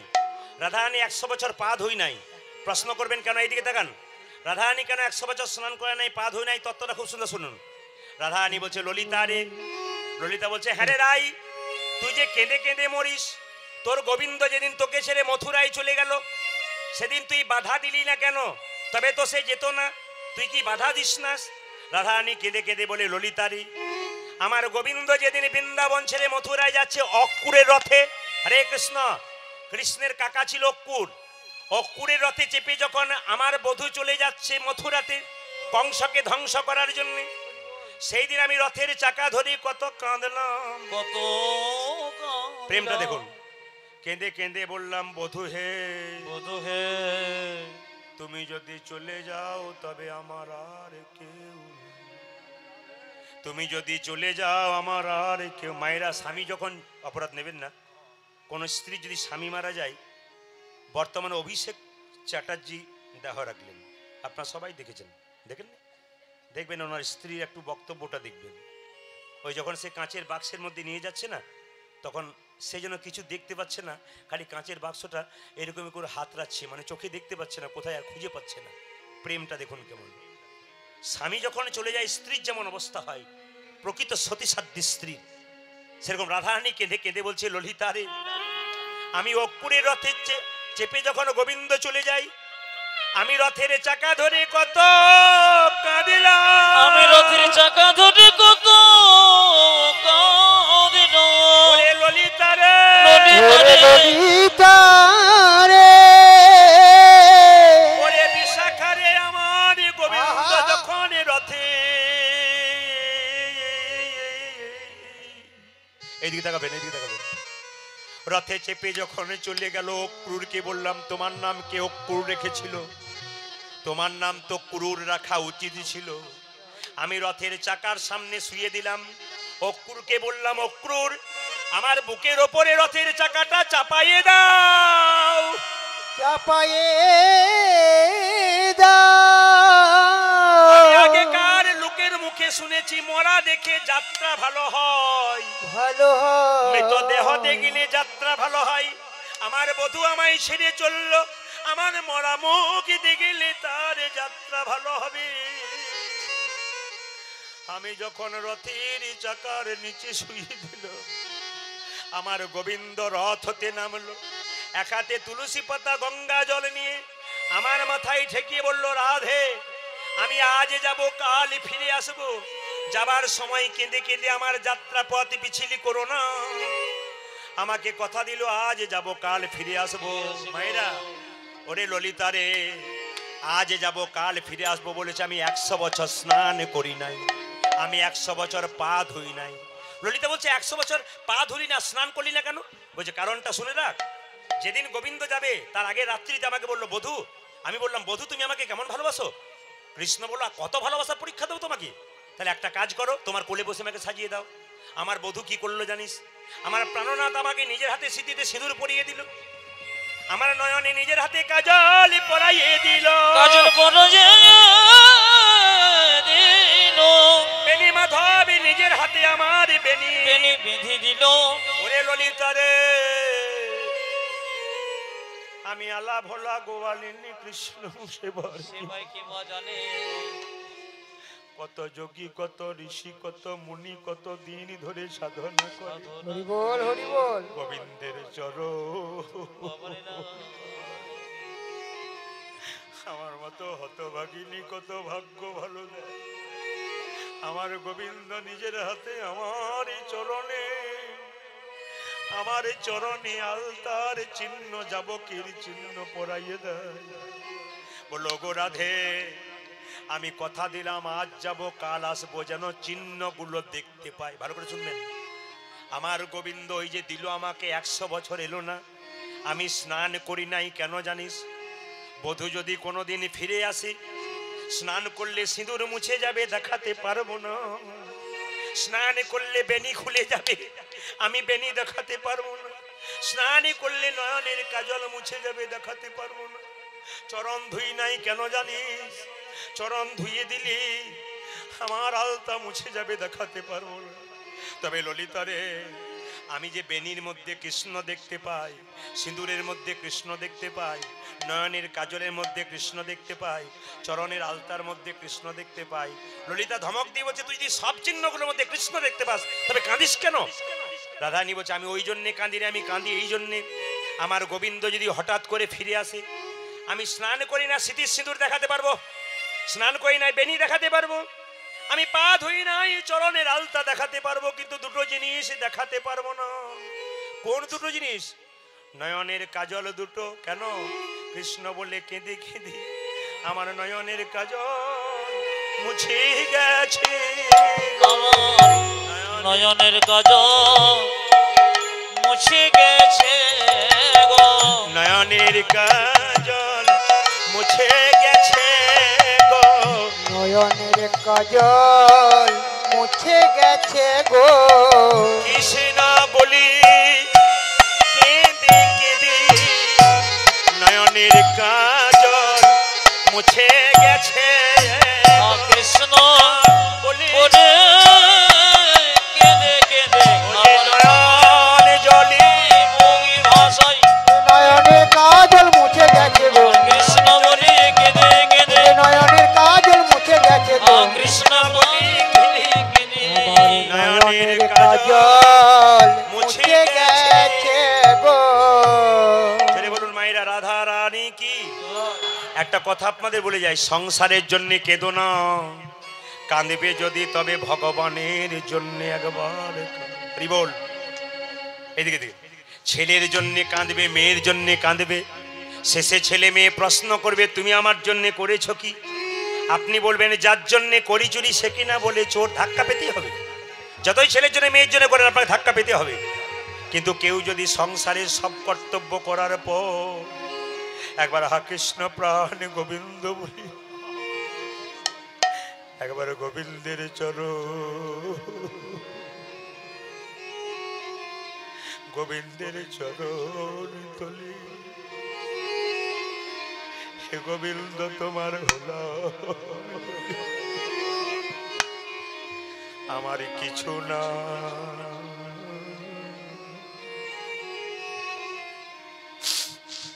এসেছি একা যাব একা, কখন যে কার ডাক আসবে কেউ জানে না। হা কৃষ্ণ প্রাণ গোবিন্দ বলে কেউ যদি একবার কাঁদিতে বাবা, এতজন এসছেন, শুধু আমি আপনাদের কাছে একটা নিবেদন রাখি, আপনারা কৃষ্ণ বলে কাঁদবেন, দেখবেন আপনাদের লাভ আছে বাবা। সংসারের জন্য কাঁদবে, চোখের জল পড়বে, চোখের কোণ দিয়ে পড়বে, সে জল মুখের মধ্যে প্রবেশ করলে নোনা ভাব লাগবে, সে জল গরম লাগবে। কিন্তু কৃষ্ণের জন্য কেউ যদি কাঁদে, তার চোখের জল চোখের মাঝ দিয়ে পড়ে, সে জল শীতল হয়, স্পর্শ করলে মুখের মধ্যে প্রবেশ করলে মিষ্টি মিষ্টি ভাব লাগে। কৃষ্ণের জন্য একবার কাঁদে। এই জন্য আপনাদের কাছে বলেছি বাবা, কৃষ্ণের জন্য কাঁদবেন, জগৎ জোড়াবে। কৃষ্ণ আমাদের একমাত্র, তাছাড়া আর কোনো উপায় নেই। ঈশ্বর পরম কৃষ্ণ সচ্চিদানন্দ বিগ্রহ, অনাদির আদি গোবিন্দ, সর্ব কারণে করণম। ঈশ্বরের ওপর কিচ্ছু নাই, একমাত্র কৃষ্ণই আমাদের আসল। তিনি এনেছেন, তিনি নিয়ে যাবেন। একটু কুরুক্ষেত্রে একটা ছোট্ট ঘটনার কথা বলি আপনাদেরকে। দেখবেন কুরুক্ষেত্রে যুদ্ধ যখন হচ্ছিল, তখন পঞ্চপাণ্ডবকে কুন্তি কিন্তু দিতে চাইনি। কৃষ্ণ জিজ্ঞেস করছিল, পিসি তোমার 5টা ছেলেকে দাও। বলছে না দেবো না। বলে কেন? যুদ্ধে থেকে যদি না ফিরে আসে।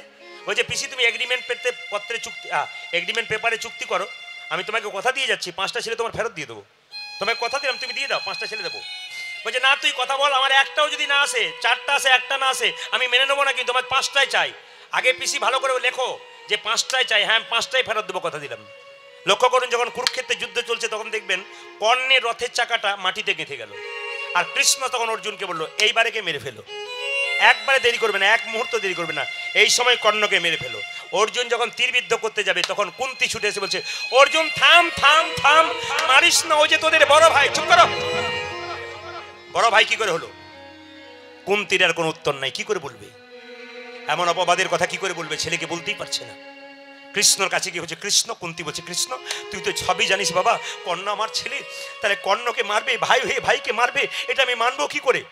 কৃষ্ণ বলল, পিসি যুদ্ধে আসার আগে তোমার সঙ্গে এগ্রিমেন্ট পেপারে চুক্তি ছিল, কটা ছিল? 5টা ছিল।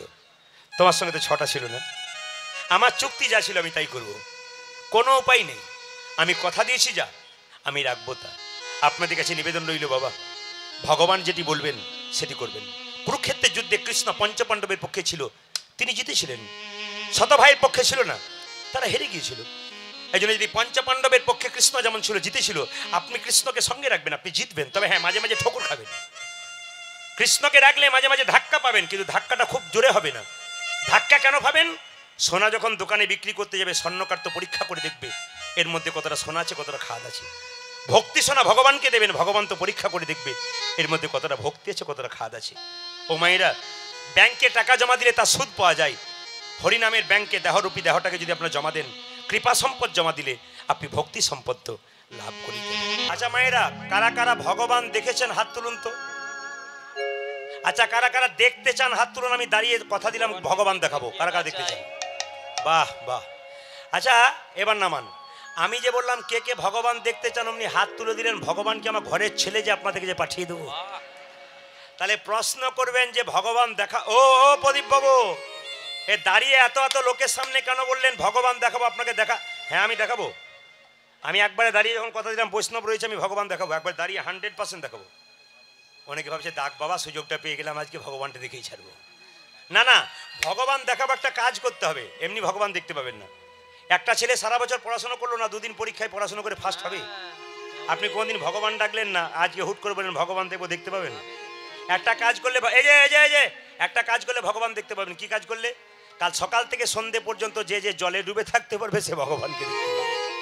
আপনারা কারা কারা জলে ডুবে থাকতে পারবেন হাত তুলুন। বলে মাথা খারাপ, কীর্তন শুনছি রাত জেগে, তোমার ভাগ্য ভালো, আবার জলে ডুববো। আচ্ছা আমি একবারও বলেছি নদীর জল, জোরে বলুন। হ্যাঁ না না। একবার বলেছি ইন্দারার জল, জোরে বলুন। একবার বলেছি সাগরের জল, বলুন। আমি বলেছি কাল সকাল থেকে সন্ধে পর্যন্ত যে যে নয়ন জলে ডুববে একমাত্র ভগবানকে, সেই দেখবে। তবে আপনারা যারা ভগবানকে দেখতে চান, একটা কথা, যুক্তির কথা বলবো, কীর্তন যুক্তির বিষয়।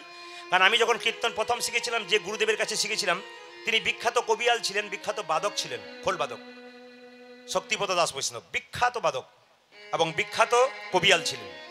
তার কাছ থেকে কীর্তন শিখেছিলাম। তিনি যুক্তিতে, কবির যুক্তিতে আমাকে বুঝিয়েছিলেন। তা আমি বলেছিলাম কীর্তন শিখবো, কিন্তু যুক্তি চাই স্যার, আমাকে যুক্তি দেখাতে হবে। প্রণাম করে বললাম যুক্তি দেখান। উনি বললেন যুক্তি দেখিয়ে কীর্তন শেখাবো। আপনাদের কাছে নিবেদন রইল, ভগবান মন্দিরে থাকে, জোরে বলবেন হাত নড়ে, জোরে বলবেন হ্যাঁ না, পা নড়ে, আচ্ছা কথা বলে, কোমর দোলে, পা চলে, আচ্ছা মন্দিরে আপেল করা লেবু নিয়ে যায়, ভগবান খায়, জোরে বলুন। সবাই বলছে না, দু চার জগা দেখছি মানে খায়ও বল, মানে একটা তো হবে, ইয়েস অর নো কিছু একটা তো হবে নাকি। এই দিয়ে তাকান, ভগবান খায়, জোরে বলুন, আবার সাহস করে বলুন খায়। যদি খায় না তাহলে কাল থেকে আর নিয়ে যাবেন না। ভগবান খায় না, ভগবান দেখে কি ভাব নিয়ে এসছে, প্রেমের না অহংকারের। শত ভাইয়ের দাদা দুর্যোধন কৃষ্ণকে নিমন্ত্রণ করেছিল, এমন খাবার খাবো বাপ জন্মে খাওনি। ভগবান বলো নিমন্ত্রণ রক্ষা করতে যাব, দরজা পর্যন্ত ঢুকবো, খিদে থাকবে ঢেকুর তুলে চলে আসবো, কারণ অহংকারের সেবা গ্রহণ করি। খেয়েছিল কার বাড়িতে? বিদুরের স্ত্রীর কাছে। কেন বলুন তো মায়েরা? ভক্তি যার কৃষ্ণ তার সর্বশাস্ত্রে কয়, আর ভক্তি না থাকিলে কৃষ্ণ দেখিলেই কিবা হয়। এবার একটা একটা করে তত্ত্বগুলো শুনবেন। ভগবান বললেন আমাকে মন্দিরে দেখার চেষ্টা করো না, আমার সৃষ্টির দিকে তাকিয়ে দেখো, আমি আছি কোথায়? ছোট ছোট গাছ তার বড় বড় ফল, আর বড় বড় গাছ তার ছোট ছোট ফল। প্রমাণ কি? একটা বট গাছ, জোরে বলুন, তার ফলের ওজন কত? 5 গ্রাম, 7 গ্রাম, 10 গ্রাম। কিন্তু একটা কুমড়ো গাছ, লতা গাছ, তার ফলের ওজন কত? জোরে বলুন, 5 কেজি, 10 কেজি, 15 কেজি। আপনাদের মনে প্রশ্ন জাগে না, বটের ফলটা এইটুকু দিল, কিন্তু কুমড়ো ফলটা এত বড় দিল কেন? যদি কুমড়ো ফলটা এত বড় হয় তাহলে হিসাব মতো বটের ফলটা 2-4 কুইন্টাল হয়। বটের ফলটা ছোট দিল কেন? ভগবান বলছে বটের ফলটা ছোট দিলাম কেন জানিস? গরমকালে, গ্রীষ্মকালে আমার ভক্তরা আমার গুণগান গাইতে গাইতে যখন বট গাছের নিচে ছায়াতে বসবে, আমার গুণগান গাইবে। বটের ফল যদি এত বড় দিই তাহলে চাপা পড়ার ভয়ে কেউ বসবে না, আমার নামও করবে না, তাই বটের ফলটা ছোট করে দিই। যুক্তিগুলো দেখবেন, যুক্তিগুলো দেখবেন, মুক্তি আছে। এবার বলছে একজন রাখাল বালক গরু চড়াতে গিয়ে বট গাছের উপরে চেপে মনে মনে ভাবছে ভগবানের কোনো বিচার নাই, এত বড় গাছ আর এইটুকু ফল। বলতে বলতে একটা ফল নাকের উপরে মনে মনে ভাবছে ভাগ্যে ফলটা এত বড় হয় নাই, না নাক মুখ চোখ আমার সব ভেঙে যেত। মায়েরা ভগবানের বিচার দেখুন, ভগবান কি বললেন? আমার সৃষ্টির দিকে তাকিয়ে দেখো, বিজ্ঞান আগে না ধর্ম আগে? বাবারাও বলবেন বিজ্ঞান আগে না ধর্ম আগে? এখন তো ধর্ম বলতে হবে, যেহেতু ধর্ম আসরে এসছেন। যেমন কিছু মনে করবেন না, এই দিকে তাকান, দেখবেন আপনাদের যদি ভগবান একা রাস্তাতে একা ভগবানের সঙ্গে দেখা হয়ে গেল, ভগবান বলল এই তুই এতদিন ধরে জাগলি, তুই 100 বছর বেঁচে 100 বিঘে সম্পত্তি, চাকরি, নাতিপুতি নিয়ে বাঁচতে চাস, না শুধু আমাকে পেতে চাস? আপনারা কোনটা বলবেন? এখন বলবেন কৃষ্ণকে পেতে চাই, ওগুলো চাই নাই। আর আড়ালে যদি কৃষ্ণ বলে চারিদিকে তাকিয়ে দেখবেন কেউ কোথাও নাই, বলে তোমাকে চাই না, আমি 2 নম্বরটা চাই।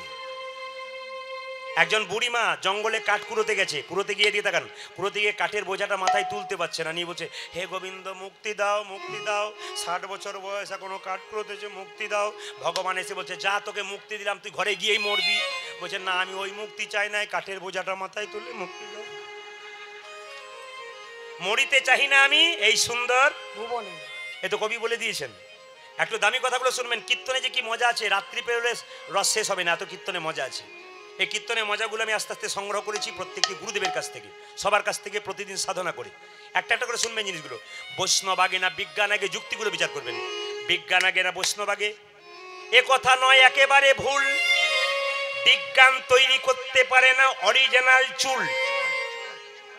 বসে শুনুন যত ভক্ত, বিজ্ঞান তৈরি করতে পারে না অরিজিনাল রক্ত, তাহলে ব্লাড ডোনেশন কেন্দ্র তৈরি হতো না। এদিকে বিজ্ঞান বলল মায়ের স্তনে বাচ্চা চুমুক দিলে দুধ নেই, বিজ্ঞান বলল সিরিঞ্জ দিয়ে বের করে বোতলে দুধ রেখে দেবো, দুধ বিক্রি হয়ে যাবে। চেষ্টা করলো, দুধ বেরোনো, রক্ত বেরোলো, বাচ্চা চুমুক দিলে দুধ বেরোলো, কিন্তু সিরিঞ্জ দিয়ে টানলে রক্ত বেরোলো। এ তো সব গোবিন্দের কারসাজি করা আছে, বিজ্ঞানের ক্ষমতা নাই। আবার সবাই লক্ষ্য করুন, এইদিকে তাকান। বিজ্ঞান বলল কারো কান খারাপ হয়ে গেলে ইয়ারফোন দিয়ে দিই। আচ্ছা, বিজ্ঞান বলল আমরা চাপা কল তৈরি করেছি। বৈষ্ণব বলল তোমাদের আগে আমরা এমন কল তৈরি করেছি চাপতে হয় না, আপনি জল পরে। ওই কলটার নাম ইংরাজিতে আর্টিজিও কূপ। যদি বীরভূমে যান, আমার বাড়িতে আছে, আমার বাড়িতে জল মানে কল করতে গিয়ে আপনি জল পড়ে, ও টিপতে হয় না, হরহর করে জল পড়েই যাচ্ছে। একবারে সেই ক্লাস 5 থেকে আমি দেখে আসছি একই রকম জল পড়ছে। আমাদের গ্রামে 4টে হয়েছে, 4টে ওইরকমই হয়েছে। তো তাহলে আটির যোগ কূপ মানে কি আপনি জল পড়ে। বলছে বিজ্ঞান বললো আমরা চাপা কল তৈরি করেছি, তোমরা কি করেছো? বৈষ্ণব বলছে আমরা আটির যোগ কূপ তৈরি করেছি। বলে কীরকম? ভীষ্ম যখন সরসজ্জায় ছিল, অর্জুনকে বলেছিল মা গঙ্গার জল পান করব, অর্জুন তীরবিদ্ধ করেছিল, ওখানে মা গঙ্গার জল এমনিতে পান করেছিল। আটির যোগ কূপ আগে তৈরি, যুক্তিগুলো দেখবেন। আবার বিজ্ঞান বললো আমরা উড়োজাহাজ তৈরি করেছি, বৈষ্ণব বললো তার আগে আমরা রাবণের পুষ্পরথ তৈরি করে বসে আছি। বিজ্ঞান বললো আমরা অনেক রকম বোমা তৈরি করলাম, হ্যাঁ মিসাইল তৈরি করলাম, কত রকম বোমা তৈরি করলাম, অ্যাটম বোমা তৈরি, মানে কত রকমের বোমা তৈরি করলাম। কিন্তু বৈষ্ণব বললো তার আগে আমরা বোমা তৈরি করেছি কোথায়? না যখন রাম রাবণের যুদ্ধ হয়েছিল, অগ্নিবাণ অরুণবাণ তার আগেই তৈরি হয়ে গেছে। আচ্ছা বিজ্ঞান বলল আমরা টেলিভিশন আবিষ্কার করেছি, বৈষ্ণব বলল সঞ্জয় ধৃতরাষ্ট্রকে ঘরে বসে মহাভারতের যুদ্ধটা আগে থেকেই দেখিয়ে দিয়েছিল, টেলিভিশন আগেই কিন্তু আবিষ্কার হয়ে গেছে। বিজ্ঞান বলল কারো কান খারাপ হয়ে গেলে ইয়ারফোন দিয়ে দিই, কারো চোখ খারাপ হয়ে গেলে চশমা দিয়ে দিই, কারো দাঁত ভেঙে গেলে দাঁত দিয়ে দিই, কারো হার্ট নষ্ট হয়ে গেলে ভাল্ব দিয়ে দিই। বৈষ্ণব বলল তোমরা তো কান খারাপ হলে ইয়ারফোন দাও, চোখ খারাপ হলে চশমা দাও, আচ্ছা দাঁত ভেঙে গেলে দাঁত দিয়ে দাও, হার্টের ভাল্ব নষ্ট হয়ে গেলে ভাল্ব দিয়ে দাও, কিন্তু কোনো মানুষের যদি চরিত্র খারাপ হয় কোনো ওষুধ ইঞ্জেকশন দিতে পারো নাকি? বল। বিজ্ঞান বলল সে ক্ষমতা নাই, আপনাদের এখানে বড় বড় ডাক্তার আছে, খবর নেবেন তো। দেখবেন অনেকে বলে চরিত্র খারাপ, দেখবেন বলে নেশা ছাড়ানোর জন্য অমুক ডাক্তার আসছেন লেখা থাকে, কিন্তু চরিত্র পরিবর্তন করার জন্য অমুক ডাক্তার এসছেন লেখা আছে কোথাও? লেখা আছে? লেখা নেই। কিন্তু বৈষ্ণবকে বিজ্ঞান বলো তোমাদের আছে, বলে হ্যাঁ আমাদের আছে। বলে কার পরিবর্তন হয়েছিল? বলে নামের দ্বারা পরিবর্তন হয়। ঘর থেকে বেরোনোর সময় কিছু জিনিস দেখলে যাত্রা ভালো হয়, একটু বলবো না বাদ দিয়ে দেবো। বলছে শুকনো ডালে ডাকে কা, শুকনো নদী শুকনো না, শুকনো ডালে ডাকে কা। ঘর থেকে বেরোনোর সময় শুকনো নদী দেখলে যাত্রা ভালো হয় না, শুকনো ডালে যদি কাক ডাকে যাত্রা ভালো হয় না। পথে যদি দেখো মুকুন্দ চাপা, এক পা না বাড়াও বাপা, মানে যে মানুষের গোপ আর দাড়ি হয় না সেই মানুষের মুখ দেখলে যার হয় না সে ভাবছে প্রদীপ পাল সব ভালো করলো, বেটা আমার কথাটাই না, না এটা প্রাচীন লোকের কথা বলছি। যার দাড়ি গোপ হয় না তাকে মুকুন্দ চাপা বলা হয়, এটা প্রাচীন লোক বলছে, তার যাত্রা ভালো হয় না। আর এদিকে তাকান মায়েরা, যাত্রা ভালো হয় কখন? ঘর থেকে বেরোনোর সময় ডান দিকে গাভী আর ডান দিকে ব্রাহ্মণ দেখলে যাত্রা ভালো হয়। এইদিকে ডান দিকে গাভী, যাত্রী ডান দিকে ব্রাহ্মণ। আর কি দেখলে যাত্রা ভালো হয়? ঘর থেকে বেরোনোর সময় যদি ঘরের চালটা মাথায় ঠেকে যায় একটু বসতে হয় না, কি বলছেন? এখন আর চাল ঠেকার চান্স নাই, শব্দ দালান হয়ে গেছে। ঘরের টিক টিক শব্দ করলে একটু বসতে হয়, এটা নিয়ম আমাদের শাস্ত্র বলছে না, প্রাচীন লোক বলছে। আর ঘর থেকে বেরোনোর সময় কোনো মেয়ে যদি মাথায় কাপড় নিয়ে এরকম করে থাকে তার যাত্রা, তাকে দেখলে যাত্রা ভালো হয়। এখনকার দিনে এরকম মেয়ে দেখতে গেলে 100 টাকা দিয়ে দাঁড় করাতে হবে। আপনাদের এখানে নাই, আমাদের দিকে নেই। কেন? আমার মায়ের মা বেঁচে ছিল 95 বছর বয়স, মাথার কাপড়টা এখানে ছিল। আমার মা বেঁচে আছেন 75 এখানে, আমার কাকিমা বেঁচে আছেন 65 এখানে। সত্যি সত্যি আবার খোপা পর্যন্ত এলো, মানে বাম্পার পর্যন্ত এলো। আপনারা বাম্পার টাম্পার রাখবেন, বাড়িতে যারা এসছে বাম্পার টাম্পার নেই, সব হাইওয়ে রোড হয়ে গেছে। আচ্ছা আগে কিন্তু দেখবেন ভাসুর দেখলে মেয়েরা কি নিত, জোরে বলুন। ভাসুর দেখলে মেয়েরা পর্দা নিত, জোরে বলুন হ্যাঁ না না। ভাসুর দেখলে মেয়েরা পর্দা নিত, এখন নেই বাবা, নেয় না কেন বলুন তো? যেদিন থেকে ভাসুর হলো বর্দা সেদিন থেকে সরে গেল পর্দা। কীর্তনে মজা আছে, যেদিন থেকে ভাসুর হলো বর্দা সেদিন থেকে সরে গেল পর্দা। মায়েরা এখন লক্ষ্য করুন, আপনাদেরকে কাল থেকে আপনারা একজনকে দেখলে কি বলবেন, জোরে বলুন। একটু খুব জোরসে বলবেন, কি বলবেন? একটু জোরে বলুন। আমি যখন কালকে বেলা 11টার সময় এখান থেকে বেরোবো, রাস্তায় আমাকে যারা দেখবেন সবাই কি বলবেন? একটু জোরে বলুন। আমি কটায় বেরোবো বললাম? 11টায়। জোরে বলুন, কি বলবেন? একটু জোরে বলুন। 2-4 জন বলছে বলবো কি বলবো না সেটা ঘরে গিয়ে ভাববো, জয়নি তাই বলবেন। আচ্ছা তবে একটা কথা বলি, আপনারা মোবাইল নিয়ে ঘাটাঘাটি করেন, একটা সুন্দর আপনাদের টিপস দিয়ে যাই। দাদা ভাইদের অনেকে অ্যান্ড্রয়েড মোবাইল আছে, আপনারা সবাই জানেন তো, মায়েদেরও আছে বোনেদেরও আছে। আচ্ছা আপনারা হোয়াটসঅ্যাপ মেসেজ করেন তো, জোরে বলুন হ্যাঁ না না। মায়েরা বলছে করি না, মানে দেখবেন রাত 1টা পর্যন্ত ওইটাই তো চলে। আচ্ছা দেখুন, পেটে বাচ্চা থাকাকালীন মেয়েরা হোয়াটসঅ্যাপ মেসেজ করে, টিপিক টাপিক করে, যত না করে বাচ্চা জন্ম নিয়ে এদিক ওদিক তাকায়, তখন বলে বাচ্চা তাকাচ্ছে কি চালাক ছেলে আমার। ও চালাক নয়, মোবাইল খুঁজে খুঁজে বেড়াচ্ছে। আপনাদের একটু করে বলে দিই দামি কথাটা, মেসেজ দেবেন যাকে দেবেন, আমার বৈষ্ণব বাবারা জানেন, আপনারা জানেন, মেসেজ দেবেন সকালে যাকে হরে কৃষ্ণ নামের মেসেজ দেবেন। এই যে দেখান, আপনার প্রিয় মানুষটিকে, আপনার মাসি, আপনার কাকি, আপনার বন্ধু, আপনার বান্ধবী, যাকেই দেবেন ভাইরা, অন্তত হরে কৃষ্ণ মেসেজটা দেবে, জয় নিতাই মেসেজটা দেবে, কিংবা ভাগবত রামায়ণের দুটো ভালো কথা মেসেজ দেবে। তবে বলে রাখি, মেসেজ দেবেন দেবেন, কিন্তু উল্টো জায়গায় দেবেন না, তাহলে ফল কিন্তু উল্টো। ওখানে দিয়ে দিন, এদিকে আসুন, ফলটা কিন্তু উল্টো হয়ে যাবে। আপনার আমার দিকে তাকাবেন, মেসেজ দেবেন কিন্তু উল্টো জায়গায় দেবেন না, ফল কিন্তু উল্টো হয়ে যাবে। একটি প্রমাণ আমি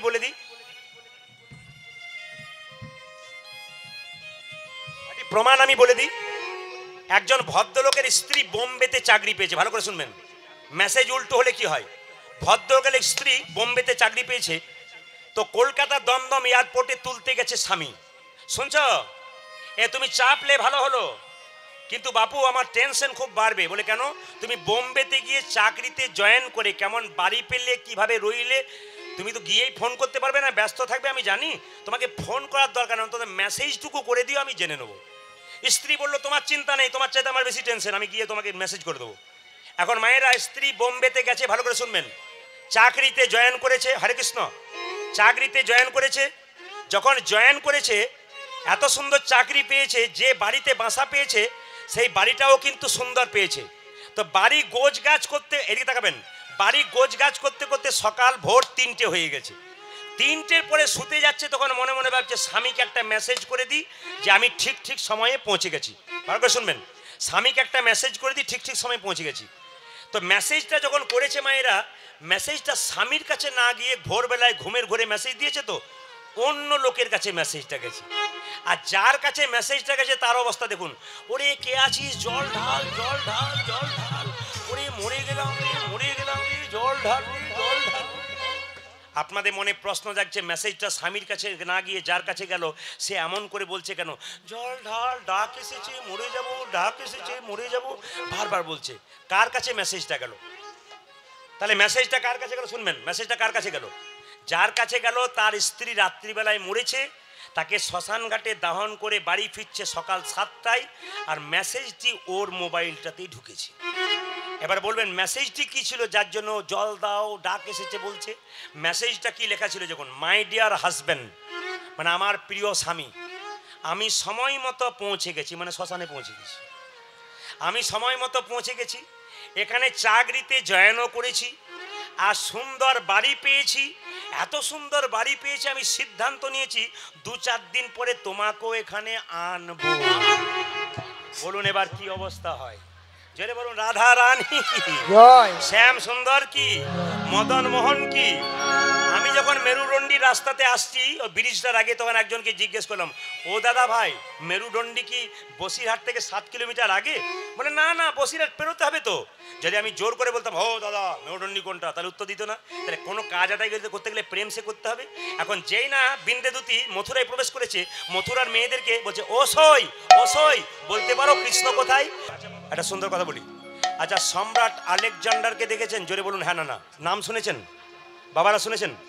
আর দারুণ শিক্ষা দিয়ে গেছিল, শিক্ষাটা বলে লীলার দিকে যাব, মন দিয়ে শুনবেন। সম্রাট আলেকজান্ডার মৃত্যুর সময় যখন হসপিটালে ভর্তি ছিল, তার মন্ত্রী জিজ্ঞেস করেছিল যে আপনি যে মরে যাবেন কিছু বলতে চান? বলছে আমার মৃত্যুর পরে আমার 3টি ইচ্ছা আছে, পূরণ করে দিবি। কি কি? আমি এদিকে আমি যখন মরে যাব, আমার মৃতদেহটা যেন ডাক্তাররা কাঁধে করে নিয়ে যায়। দ্বিতীয়, আমি যখন মরে যাব লোককে চিত হয়ে শুয়ে নিয়ে যাওয়া হয়, আমাকে উপর হয়ে শুয়ে হাতগুলো এরকম করে করে দুলতে দুলতে নিয়ে যাবে। বেশ, মেনে নিলাম। আচ্ছা আর কি? আমি যখন মরে যাব, আমি যে পয়সা রোজগার করলাম, আমার পেছন পেছন ছড়াতে ছড়াতে নিয়ে যাবি।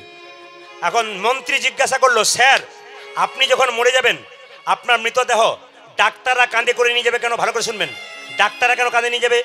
তখন আলেকজান্ডার বলেছিল, আমি যখন মরে যাব, আমার মৃতদেহ ডাক্তাররা কাঁধে নিয়ে যাবে একটা কারণে। বলে কি? আমি জগৎকে দেখাতে চাই, আসে যদি ডাক্তার তবে কি করিবে? জোরে বলুন, ডাক্তার। আসে যদি ডাক্তার কি করিবে? ডাক্তার। ডাক্তাররা কাঁধে নিয়ে দেখাতে চাই। উত্তম কুমার মহানায়ক মারা গিয়েছিল, তার ডাক্তারকে জিজ্ঞেস করা ছিল আপনি বাঁচাতে পারলেন না? বলে এর আগে 23 বার বাঁচাছি, আর পারলাম না। বলে কেন?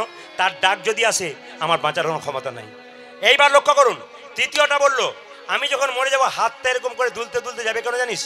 আমি জগৎকে দেখাতে চাই আমি রাজত্ব লাভের জন্যে কত মেয়ের স্মৃতি সিঁদুরকে নিলাম, কত স্বামীকে মেরে দিলাম, কত বাচ্চাকে বাবা হারা করলাম। লক্ষ্য কর, এত যে করলাম, আমি যাবার সময় কি নিয়ে গেলাম? খালি হাতে এলাম, খালি হাতে গেলাম। আমি জগৎকে শেখাতে চাই, আলেকজান্ডার শিখিয়েছিল। আমি যখন মরে যাব, আমার মৃতদেহ যখন বড় হরি হরি বলে যাবে, তখন পেছনে যেন পয়সা ছড়াতে ছড়াতে যাই। আপনাদের বসিরহাট এলাকাতে কেউ মারা গেলে পয়সা ছড়ায়? জোরে বলুন, পেছনে পেছনে একটু জোরে বলুন। হ্যাঁ না? কোনগুলো ছড়ায়? অচল পয়সা না সচল পয়সা? 1 টাকাগুলো। আপনাদের তো 1 টাকাগুলো ছড়ায়, আমাদের যেগুলো চলে না সেগুলোকে ছড়াই।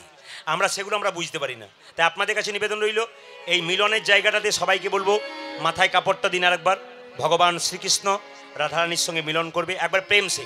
আমি সবার কাছে চাইছি, একসঙ্গে বৈষ্ণব বাবাজিরা রয়েছেন, সবাই মিলে একবার একসঙ্গে বসে উলুধ্বনি দিন জোরে একবার প্রেম সে। একটু জোরে উলুধ্বনি দিন, আর একটু জোরে উলুধ্বনি দিন, একটু জোরে উলুধ্বনি দিন। বেশ, একবার জোরে বলুন রাধা মাধব কি জয়। প্রদীপ পালে একটা নিবেদন রইল, বৈষ্ণব বাবাজিরা এখানে এসছেন। এদিকে এদিকে এদিকে, ও মায়েরা, এই যে বৈষ্ণব বাবাজিরা এসছেন। আপনাদের বাড়িতে বৈষ্ণব গেলে বৈষ্ণবকে আপনারা নিমন্ত্রণ করে প্রসাদ পাওয়ান। বৈষ্ণবকে নুন দিয়ে খাবার দেবেন, লবণ হয়ে যায় তরকারিতে, তবু বৈষ্ণব বলে অমৃত খেলাম। কিন্তু যাকে ডাকবেন ভগবানকে কোনোদিন দিয়ে খায় না, সেই লোক খাবেন আপনার বাড়িতে বিয়েতে, খাবার পর বলবে পোলাওটা তো খেলাম ভালো, বাদামগুলো পোড়া পোড়া হয়ে গেছিল। ওরা বদনাম করে দিয়ে যাবে, বৈষ্ণব বদনাম করবে না। ও মায়েরা, বৈষ্ণবের স্বভাব কেমন? গাছ যতক্ষণ না পড়বে মাটিতে ততক্ষণ ফল দান করবে, ছায়া দান করবে। বৈষ্ণব যতক্ষণ না আঘাত করবেন মাটিতে পড়বে, আপনাকে হরিনাম দান করবে। এই দিয়ে তাকান, নদী জল দেয় নিজের জন্য নয়, জগতের জন্যে। বৈষ্ণব নাম দেয় নিজের জন্য নয়, জগতের জন্যে। এই যে তাকাবেন বৈষ্ণবের স্বভাবটা কেমন, প্রতিবাদ করা নয়। আমার দিকে তাকান, একটা কলেজে পড়া মেয়ে এরকম করে দাঁড়িয়ে আছে ছাদে, একটা বৈষ্ণব মাথা নেড়া গঙ্গা থেকে স্নান করে আসছে, আর কলেজে পড়া মেয়েটা বৈষ্ণবের মাথায় বৈষ্ণবের মাথায় থুতু ফেলে দিল। বৈষ্ণব বলল, মা আমার মাথায় থুতু ফেলে দিলি? আচ্ছা ঠিক আছে, আবার যাই। আবার গঙ্গা স্নান করে ফিরছে, আবার মেয়েটা রেডি হয়েছে। বৈষ্ণব, বৈষ্ণব বলল, মাথাতে থুতু ফেলে দিলি? আচ্ছা ঠিক আছে, আবার যাই। 10 বার গেছে গঙ্গা স্নান করে, 10 বার থুতু ফেলেছে। 11 বার যখন থুতু ফেলছে, তখন মেয়ের বাবা দেখতে পেয়ে বলল, লজ্জা করে না তোর? তুই বৈষ্ণবের মাথায় থুতু ফেলছিস, তো লজ্জা করা উচিত। মেয়েটি বলল, বাবা বৈষ্ণব প্রতিবাদ করে না, তাই তার মাথায় থুতু ফেললাম। তখন সঙ্গে সঙ্গে বৈষ্ণব বলল মেয়ের বাবাকে, আপনি আমার মেয়েকে বকবেন না, আপনি আপনার মেয়েকে গাল দেবেন না, আপনার মেয়ের জন্য আমার লাভ হয়ে গেছে। বলে, কি লাভ হয়েছে? আপনার মেয়ে আমার মাথায় থুতু ফেলেছে, আমার লাভ। আমার মেয়ে আপনার মাথায় থুতু ফেললে আপনার লাভ হলো? বলে, হ্যাঁ। কি লাভ? বলছে, শোনো, একবার গঙ্গা স্নান করলে শাস্তে শুনেছি 1 জন্মের পাপ দূর হয়। আপনার মেয়ে আমার মাথায় 10 বার থুতু ফেলেছে, আমি 10 বার গঙ্গা স্নান করেছি, আমার জন্ম জন্মান্তর যত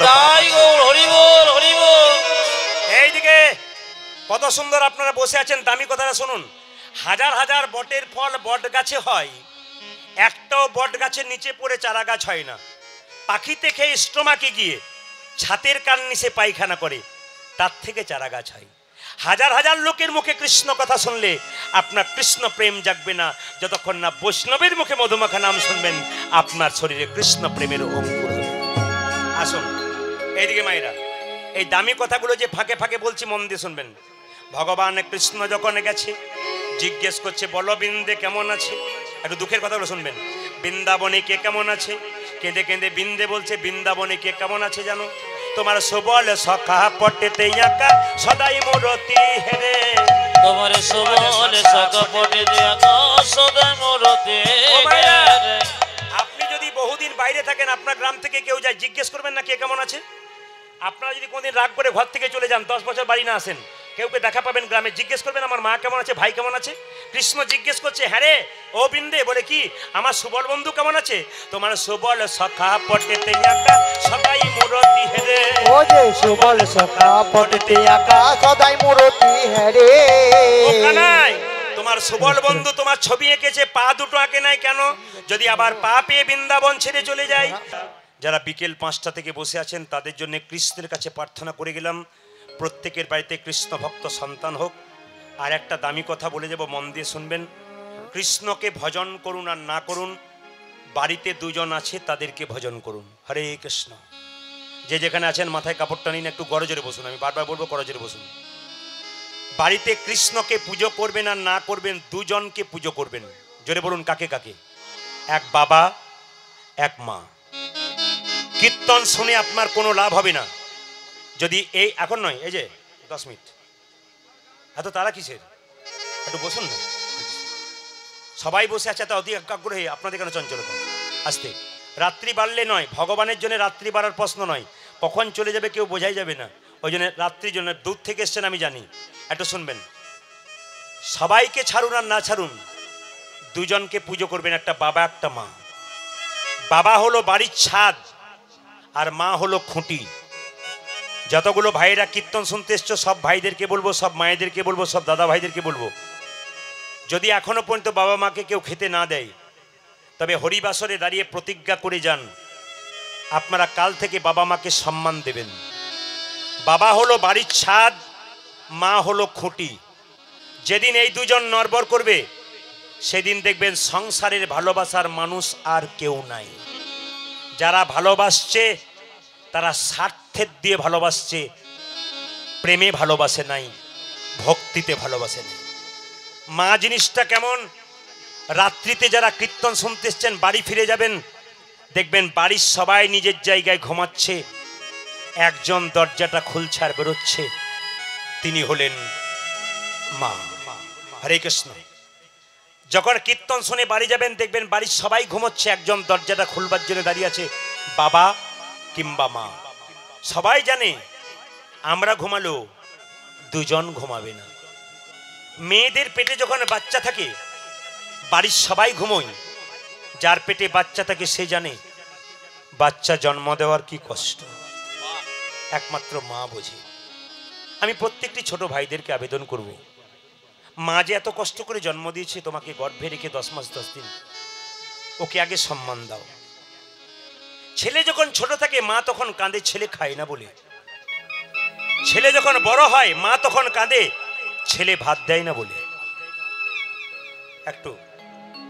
একজন মহিলা আমাকে পরশু তারিখে আপনাদের দক্ষিণ 24 পরগনায় আমাকে বলছে কীর্তনের শেষে, প্রদীপ বাবু আমার 4টে ছেলে, 2জন শিক্ষক, একজন ইঞ্জিনিয়ার, একজন ডাক্তার, কিন্তু সবচাইতে লজ্জার ব্যাপার বলবো কি আপনাকে কানে কানে বলি, একজনও আমাকে দেখে না। আমি ওনাকে একটা প্রশ্ন করেছিলাম, কিছু মনে করবেন না, আপনার পেছনের জীবনটার দিকে তাকিয়ে দেখুন তো। বললো বুঝতে পারলাম না। আপনার যে শাশুড়ি শ্বশুরমা ছিল, শ্বশুরমশাই ছিল, ওনাকে আপনি দিয়েছিলেন? মাথা নিচু। কি ব্যাপার উত্তর দিচ্ছেন না? উনি বললেন ওই জন্যই তো আমি ফল ভোগ। পয়সা দেওয়া বড় কথা নয়, আগে হৃদয়ে নিয়ে যান। গামছাটা মাথায় করে যাচ্ছেন, ছেলে যদি খেতে না দেয় আগে জেনে নিন আপনি কি করবেন ভবিষ্যতে, ওখানে রেখে দিন। হরে কৃষ্ণ। ব্যাগটা কাঁধে নিয়ে আসবেন, ব্যাগটাকে নিয়ে ঘর যাবেন এটা নয়, হৃদয় ব্যাগটাতে ভিতর ভরে নিয়ে যান, আপনার কাজে লেগে যাবে। আর মা কাকে বলে? মা বয়সে ছোট হতে পারে, বাবা বয়সে বড় হতে পারে, কিন্তু মায়ের কর্তব্যে বড় হয়। কেন? ছেলে যখন রাস্তায় খেলা করে, বাবা যখন কাজ থেকে ফেরে, ছেলে বলে বাপি বাপি বাপি বাপি করে নাও করে নাও করে নাও, তখন দেখবেন ছেলেকে বাবা বলে কি ধুলোবালি মেখেছি, চল চল চল চল চল চল চল চল চল চল, তখন আঙুল ধরে নিয়ে যান, মা পরিষ্কার করে দেয়, তারপর করে নেই বাবা। কিন্তু আপনাদের কাছে একটা নিবেদন রইল, বলুন তো এখানে হাত তুলে, যদি কোনো মা নতুন কাপড় পরে খেতে বসছেন, আপনার ছেলে যদি দৌড়ে গিয়ে আপনার কোলে দৌড়ে বসেছে, আপনি খেতে বসছেন, আপনি ঠেলে ফেলে দেবেন না ময়লাটা দেখবেন, নিজের কাপড়টার দিকে তাকাবেন না, ছেলেকে বসিয়ে না খেয়ে খাইয়ে দেবেন, এরই নাম। শীতকালের দিনে যখন মেয়েদের বাচ্চা হয় এদিকে তাকাবেন, যে কাঁথার ওপরে শুয়ে থাকে বাচ্চা বারবার প্রস্রাব করে, কাঁথাটাকে পরিবর্তন করে দেয়, আবার প্রস্রাব করে, কাঁথা পরিবর্তন করে, শেষে যখন কাঁথা না থাকে নিজের কাপড়টার উপরে বাচ্চাটাকে শুয়ে রাখে, কাপড়ে প্রস্রাব করে দেয়, ভিজে কাপড়টা গায়ে নিয়ে মা সারা রাত্রি ছেলেকে কোলে নিয়ে থাকে, এরই নাম হলো মা। অনুভব করবেন কথাগুলো, জীবনের সঙ্গে নিয়ে যাবেন, আপনাদের কাজে লেগে যাবে। আর মা কাকে বলে? একবারে দামি কথাগুলো শুনবেন। একটা মায়ের পেটে একটা বাচ্চা 10 মাস 10 দিন জায়গা হয়, সেই ছেলে বড় হয়ে কলকাতায় ফ্ল্যাট কিনলে মা বাবার একদিনের জন্য জায়গা হয় না। না না, এই জায়গাগুলো ধরতে হবে। এই জায়গাগুলো না ধরলে কীর্তন শোনা বেকার হবে। আপনি কীর্তন শুনে গেলেন, নেচে গেলেন, হেসে গেলেন, আনন্দ করলেন, ভেতরে কিছু নিয়ে গেলেন না, তা বললে হবে না। আপনাকে হৃদয়ে কিছু নিয়ে যেতে হবে। আপনাদের সামনে ছোট্ট একটা ঘটনা বলার পর আমি মায়ের কথা শেষ করে লীলাটাকে ঢুকিয়ে দেবো। একটা ছোট্ট কথা শুনে নিন, ফোন বন্ধ করে শুনে নিন। ছোট্ট কথা, সেই কথাটি কি? আমি প্রথম যখন কলকাতায় গান করতে যাই, ইউটিউবে শুনেছেন আপনারা, খোকন বাবার বাড়িতে খোকন বাবু তখন ডাকলেন আমাকে কীর্তন করতে। বিরাট বড় বাড়ি, অ্যালসেশিয়ান কুকুরকে নিয়ে দরজায় এলেন। জিজ্ঞেস করলাম, দাদা কুকুরটার দাম কত? বললো 50,000। খাই কত? প্রত্যেক দিন 2,000। আচ্ছা কদিন কীর্তন হলো? বলে 3 দিন কীর্তন হয়ে গেল। আমার ক নম্বর? আপনার 3 দিন। আমাকে ওপরতলায় নিয়ে গেলেন, বসালেন। ওনার স্ত্রী এলো, প্রণাম করলো। ওনার 21 বছর ছেলে এলো, প্রণাম করলো। বললাম, দাদা আপনারা কজন? 4 জন। কে কে? আমি, আমার স্ত্রী, আমার ছেলে, আমার মা। জিজ্ঞেস করলাম, আপনার মাকে একবার ডাকুন, আমি প্রণাম করে নিতে চাই। সঙ্গে সঙ্গে বললেন, প্রদীপবাবু কিছু মনে করবেন না, মায়ের সঙ্গে আমার স্ত্রীর গণ্ডগোল হচ্ছিল, মাকে রেখে এসেছি বৃদ্ধাশ্রমে। আমি জিজ্ঞেস করলাম, খোকনদা, আমি বারবার বলবো পয়সা আপনাদের দেওয়ার দরকার নেই, কেন ঝঞ্ঝট করছেন এখানে পয়সা দেওয়ার জন্য? কীর্তন চলাকালীন কেন ঝঞ্ঝট করছেন এখানে পয়সা দেওয়ার জন্য? পয়সাটা ফেরত নিয়ে চলে যান আপনারা, ডিস্টার্ব দেবেন না কেউ, বারবার বলে দিচ্ছি। কীর্তন হচ্ছে একটা প্রেমের জিনিস, পয়সা দেওয়ার দরকার নেই, ঘুরে চলে যান ওখান থেকে, পয়সা নিয়ে হরিবাসর হরিনামে মন্দিরে দিয়ে দেবেন। হরে কৃষ্ণ, এদিকে দেখাবেন। খোকনদাকে জিজ্ঞেস করলাম, প্রতিদিন কত লোক খেয়েছে? কেউ শুনবে না, আপনি যতই বলুন। পয়সা না দিলে তো মঙ্গল হবে না, কীর্তনে কে পয়সা না দিলে মঙ্গল হয়? এদিকে দেখান। প্রশ্ন হচ্ছে এইটাই, জিজ্ঞেস করলাম 3 দিনে কত লোক খেয়েছে? বলছে 3 দিনে। আসতে, এই ধারে 2 জন দাঁড়ান তো, ধারে 2 জন দাঁড়ান তো, ধারে 2 জন দাঁড়ান, ধারে 2 জন দাঁড়ান। একবার এতবার বলছি কোনো মতে শুনছে না। ধারে 2 জন দাঁড়ান, যারা পয়সা নিয়ে যাচ্ছেন তারা পয়সাটা মন্দিরে দিয়ে দেবেন। হ্যাঁ, হরে কৃষ্ণ। কঠিন ব্যাপার, বাংলাও বোঝেন, আমি এটাও অবাক হয়ে যাই। হরে কৃষ্ণ। এত মানুষ এত মুগ্ধ হয়ে শুনছে, আর 2-1 জনের মধ্যে ডিস্টার্ব দিচ্ছে। হরে কৃষ্ণ, এদিকে তাকান। মানে রাত্রি বাড়লেই তো, এখন তো মানুষ সুখী, যত রাত বাড়াবেন অমৃত ঢাললেও বলবে যা এবার। এটা কলিযুগের নিয়ম। আসতে বললাম 3 দিনে কত লোক খাওয়া হলো? 6,000। আপনার মায়ের একটা পাতা পড়লো না। উনি বললেন, প্রদীপ বাবু আপনি জ্ঞানী মানুষ, আপনাকে কি শিক্ষা দেব? নারী নারীর শত্রু। আমরা 2 ভাই, আমার ভাই গরিব, আমি বড় লোক।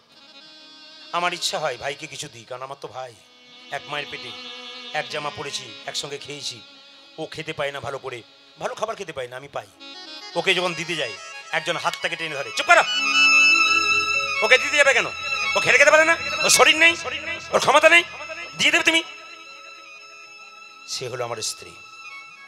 আপনাদের কাছে নিবেদন রইল, পুরুষ যদি এগিয়ে যেতে চাই তবে 3 জনের অবদান থাকে। এই যে আমি কীর্তন গান করছি, শুধু আপনাদের জেলায় জেলায় নয়, রাজ্যে রাজ্যের বাইরে, দেশের বাইরে প্রচুর আমার চাপ। ওই জন্য আমি চাপ সময় দিতে পারি না। বসিরহাট এলাকায় এবছর মাত্র 2টো এলাকা দিয়েছি, একটা কাঠিয়াহাট, একটা দাদাদেরকে কথা দিয়েছিলাম বহুদিন আগে, মাঘ মাসে কথা ছিল, করোনার জন্য হয়নি, এই জন্য আজকে এলাম। আমি একবারে সময় দিতে পারি না, পরবর্তী ক্ষেত্রে সবাইকে সময় দিতে পারা যাবে না। অনেক অনেক দূর দেশে আমার বায়না হয়ে আছে, অন্যান্য রাজ্যে বায়না হয়ে আছে, সব ফ্লাইটে বায়না হয়ে আছে, কিন্তু আমি যেতে পারিনি করোনার জন্য। আগামীতে প্রভু যদি কৃপা করে যাব। আপনাদের কাছে একটা নিবেদন রইল বাবা, একজন পুরুষ বড় হবার পেছনে 3 জনের অবদান থাকে। মা বাবার আশীর্বাদ আর স্ত্রীর সহযোগিতা। 365 দিনের মধ্যে 320 দিন গান গাই, ইচ্ছা করলে 365 দিনই হবে, কিন্তু 320 দিন গান গাই। আমার স্ত্রীর সহযোগিতা যদি না থাকতো, আমার বাবা মার আশীর্বাদ যদি, সাধুগুরু বৈষ্ণবের আশীর্বাদ না থাকতো, আমি কীর্তন করতে পারতাম না। নারী যদি নারীর মতো হয়, পুরুষ উপরে ওঠে। নারী ছিল চিন্তামণি, পতিতা মেয়ে হয়ে বিল্লমঙ্গলকে কৃষ্ণচরণ পাইয়ে দিয়েছিল। নারী ছিল রামী, রজকিনীর মেয়ে চণ্ডীদাসকে পদকর্তা তৈরি করেছিল। নারী ছিল পদ্মাবতী, জয়দেবকে গোবিন্দচরণ পাইয়ে দিয়েছিল। নারী যদি আনারী হয়, পুরুষ নিচে নেমে যায়। আর নারী যদি নারীর মতো হয়, পুরুষ উপরে ওঠে।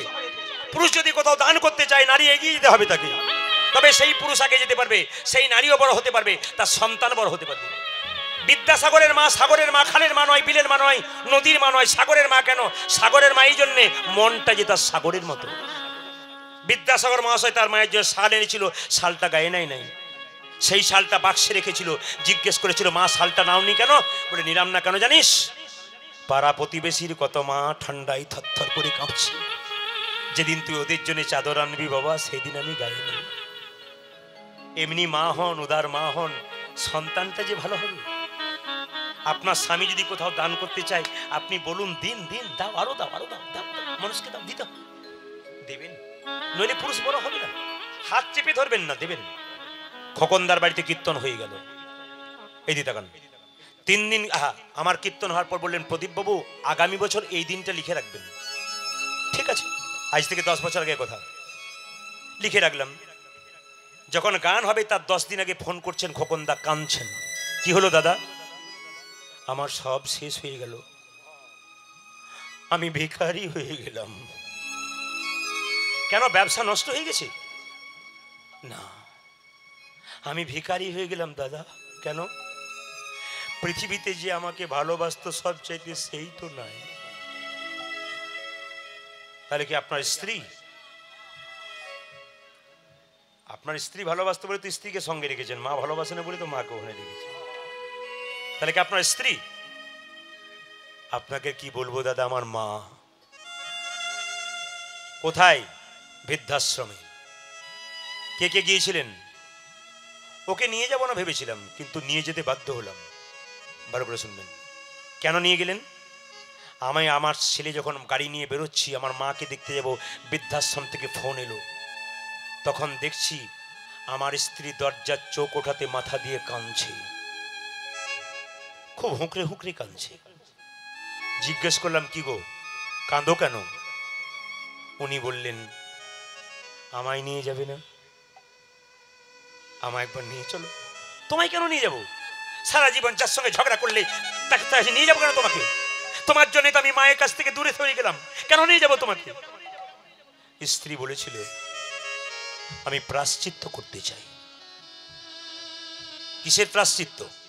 একবার নিয়ে চলো। বলছে, আমি আমার স্ত্রী আমার ছেলে গেলাম, আমার মায়ের পাটাকে ধরে বুকের উপরে নিয়ে চোখের জল দিয়ে ভাসাচ্ছি। জিজ্ঞেস করলাম, কি গো এমন করে কাঁদছো কেন? আমার স্ত্রী বলেছিল, কি জানি হয়তো আমারও একদিন এই রকমই। আপনাদের কাছে আমার নিবেদন রইল, যে যেখানে বসে আছেন, যদি কেউ কাউকে না দিয়ে মনে করেন আমি ঠকাচ্ছি, আমি লাভ করছি, আমার ক্ষমতা পেয়ে আমি বৃদ্ধাকে কাঁদাচ্ছি, আপনি লাভ করছেন না, লস করছেন। কেন? আপনার ছেলে দুটোকে আপনি শিক্ষা দিচ্ছেন দাদু ঠাকুমার সঙ্গে কেমন ব্যবহার করতে হয়। আপনি ঠকবেন সেই দিন, ওরা যেদিন বড় হবে সেদিন কাঁদাতে কাঁদাতে আপনাকে ঘর থেকে বের করবে, সেই দিন বুঝবেন আজকের ফলটা আমি কি লাভ করি। আমি আপনাদের সামনে এই নিবেদন রাখতে চাই, একবারে জীবন্ত প্রমাণ, অভিশাপ কুড়িয়ে নেবেন না। আমার বাড়ির সামনে একজন বৃদ্ধা বাস করত, তার একজন ছেলে, একজন বৌমা, তার একজন নাতি, ছোট্ট কুঁড়ে ঘরে বাস করে। দুজনের মধ্যে ঝগড়া হলো বৌমার সঙ্গে। বৌমা শিলনোড়া, দেখেছেন শিলনোড়া? আগে শিলনোড়া ছিল, এখন তো মিক্সার মেশিন হয়েছে। শিলটাকে এনে তার শাশুড়ি মায়ের হাতে আর ছোট্ট কুঁড়ে ঘরটাতে আগুন জ্বালিয়ে দিল বৌমাটা। আমি তখন ছোট ক্লাস 7-এ পড়ি। আমি হরিবাসরে দাঁড়িয়ে বলি, একবারে জীবন্ত প্রমাণ। মেয়েটি, ওই বুড়িমাটা বলে উঠলো, তুই আমার ঘর জ্বালিয়ে দিলি, তুই আমায় আঘাত করলি, আমি বাঁচবো না, কিন্তু মরে যাবার আগে এই অভিশাপ দিয়ে গেলাম, আমার অভিশাপ তোর লাগবে। এই যে তুই বাড়িটা করেছিস, আমার কুড়ে ঘর পুড়িয়ে দিলি, একদিন তোর ছেলে যখন বড় হবে তখন তোরও কুড়ে ঘর পুড়ে ছাই হয়ে যাবে। তুই জেলে পচে পচে মরবি, আমি ঘরে পচে পচে মরবো। জীবন্ত প্রমাণ দাদা ভাই। ছেলে বড় হয়ে অন্য জাতির মেয়েকে বিয়ে করলো, অশান্তি আরম্ভ হলো। তখন আর বুড়িমা নাই, খড়ের ঘর ছিল তখন ওদের, অনেকদিন আগে। ক্লাস 7 মানে খড়ের ঘর, বুঝতে পারছেন? মেয়েটি আগুন জ্বালালো শরীরে, আত্মহত্যা করলো, গোটা ঘর পুড়ে ছাই হয়ে গেল। শ্মশান ঘাটে জেলখানায় স্বামী স্ত্রী দুজনে গেল, ছেলে তো জেলে গেল, স্বামী স্ত্রী দুজনেই জেলখানাতেই পচে পচে মরে গেল। আপনাদের কাছে নিবেদন, অভিশাপ করাবেন না। আপনাকে কিছু বলছে, আপনি মেনে নিন। আপনার ছোট্ট ছেলেটা মাকে গাল দেয় না, দুটো বকে না, আপনি যেমন মারধর করেন আবার আদর করে কোলে নিন। বৃদ্ধ যদি দুটো বলে, আপনি মেনে নিন, সংসারটা সুখের হয় আপনাদের জন্যে। কীর্তন শুনলে হবে না, আপনাদেরকে পরিবর্তন করে যেতে হবে। মেনে নিন, বৃদ্ধ দুটো বলছে মেনে নিন, ছেলের মতো। আপনার ছেলে যেমন আপনার কাছে অপেক্ষা করে থাকে দুটো ডাল ভাতের জন্য, কখন মা দেবে, একজন বৃদ্ধ অপেক্ষা করে থাকে আমার বৌমা কখন আমাকে দেবে। আপনি যদি দুটো ডাল ভাত না দিতে পারেন, শাক ভাত না দিতে পারেন, আপনি মা হলেন কি করে? আপনি তো মা নামের কলঙ্ক। এগুলো ঠিক রাখুন, তবে কীর্তন শুনে লাভ আছে, নইলে কোনো লাভ নেই। মা, আপনাদের কাছে নিবেদন রইল যে যেখানে বসে আছেন, মেয়েদের দুটো কুল রক্ষা করতে হয়, একটা বাপের কুল, একটা শ্বশুর কুল। বাপের কুল কেমন? যেমন কোনো মেয়ে যদি সংসারে ভালো ব্যবহার করে, লোকে বলবে মেয়েটার বাবার বংশ ভালো, নইলে মেয়েটা ভালো হয়। আর যদি কোনো মেয়ে খারাপ ব্যবহার করে, লোকে বলবে আড়াল থেকে মেয়েটার বাবার বংশটা খুব খারাপ নেই, ওই জন্য মেয়েটা এরকম ব্যবহার। খোকনদার গান হয়ে গেল। খোকনদা বললেন আমি বৃদ্ধাশ্রমে গেলাম, জিজ্ঞেস করলাম মা তুমি কেমন আছো? মা খুব কাঁদছে। হঠাৎ বলল খোকন আমার তোর কাছে কোনো দাবি নাই, একটাই দাবি কি, আমি যে বৃদ্ধাশ্রমে বাস করি একটা ফ্যান দিয়ে দিবি। মা, তোমার যা শরীর অবস্থা, দুদিন পর তুমি তো মরে যাবে, ফ্যানটা কার জন্যে? খোকনের মা বলল খোকন আমার জন্যে নয় বাবা, তোর 21 বছরের ছেলেটা আস্তে আস্তে বড় হচ্ছে, তার যখন বিয়ে দিবি তখন তোদের দুজনকে এই রুমটাতে আসতে হবে, আগে থেকে ফ্যানের ব্যবস্থা। ভগবান শ্রীকৃষ্ণ কোনদিন বৃন্দাবনে ফিরে আসে নাই, করজোরে বসুন, খালি পদকর্তা মিলনের জন্য বললেন। ভগবান এলেন, সবাইকে দেখা করলেন, শেষে রাধারানীর কাছে গেলেন।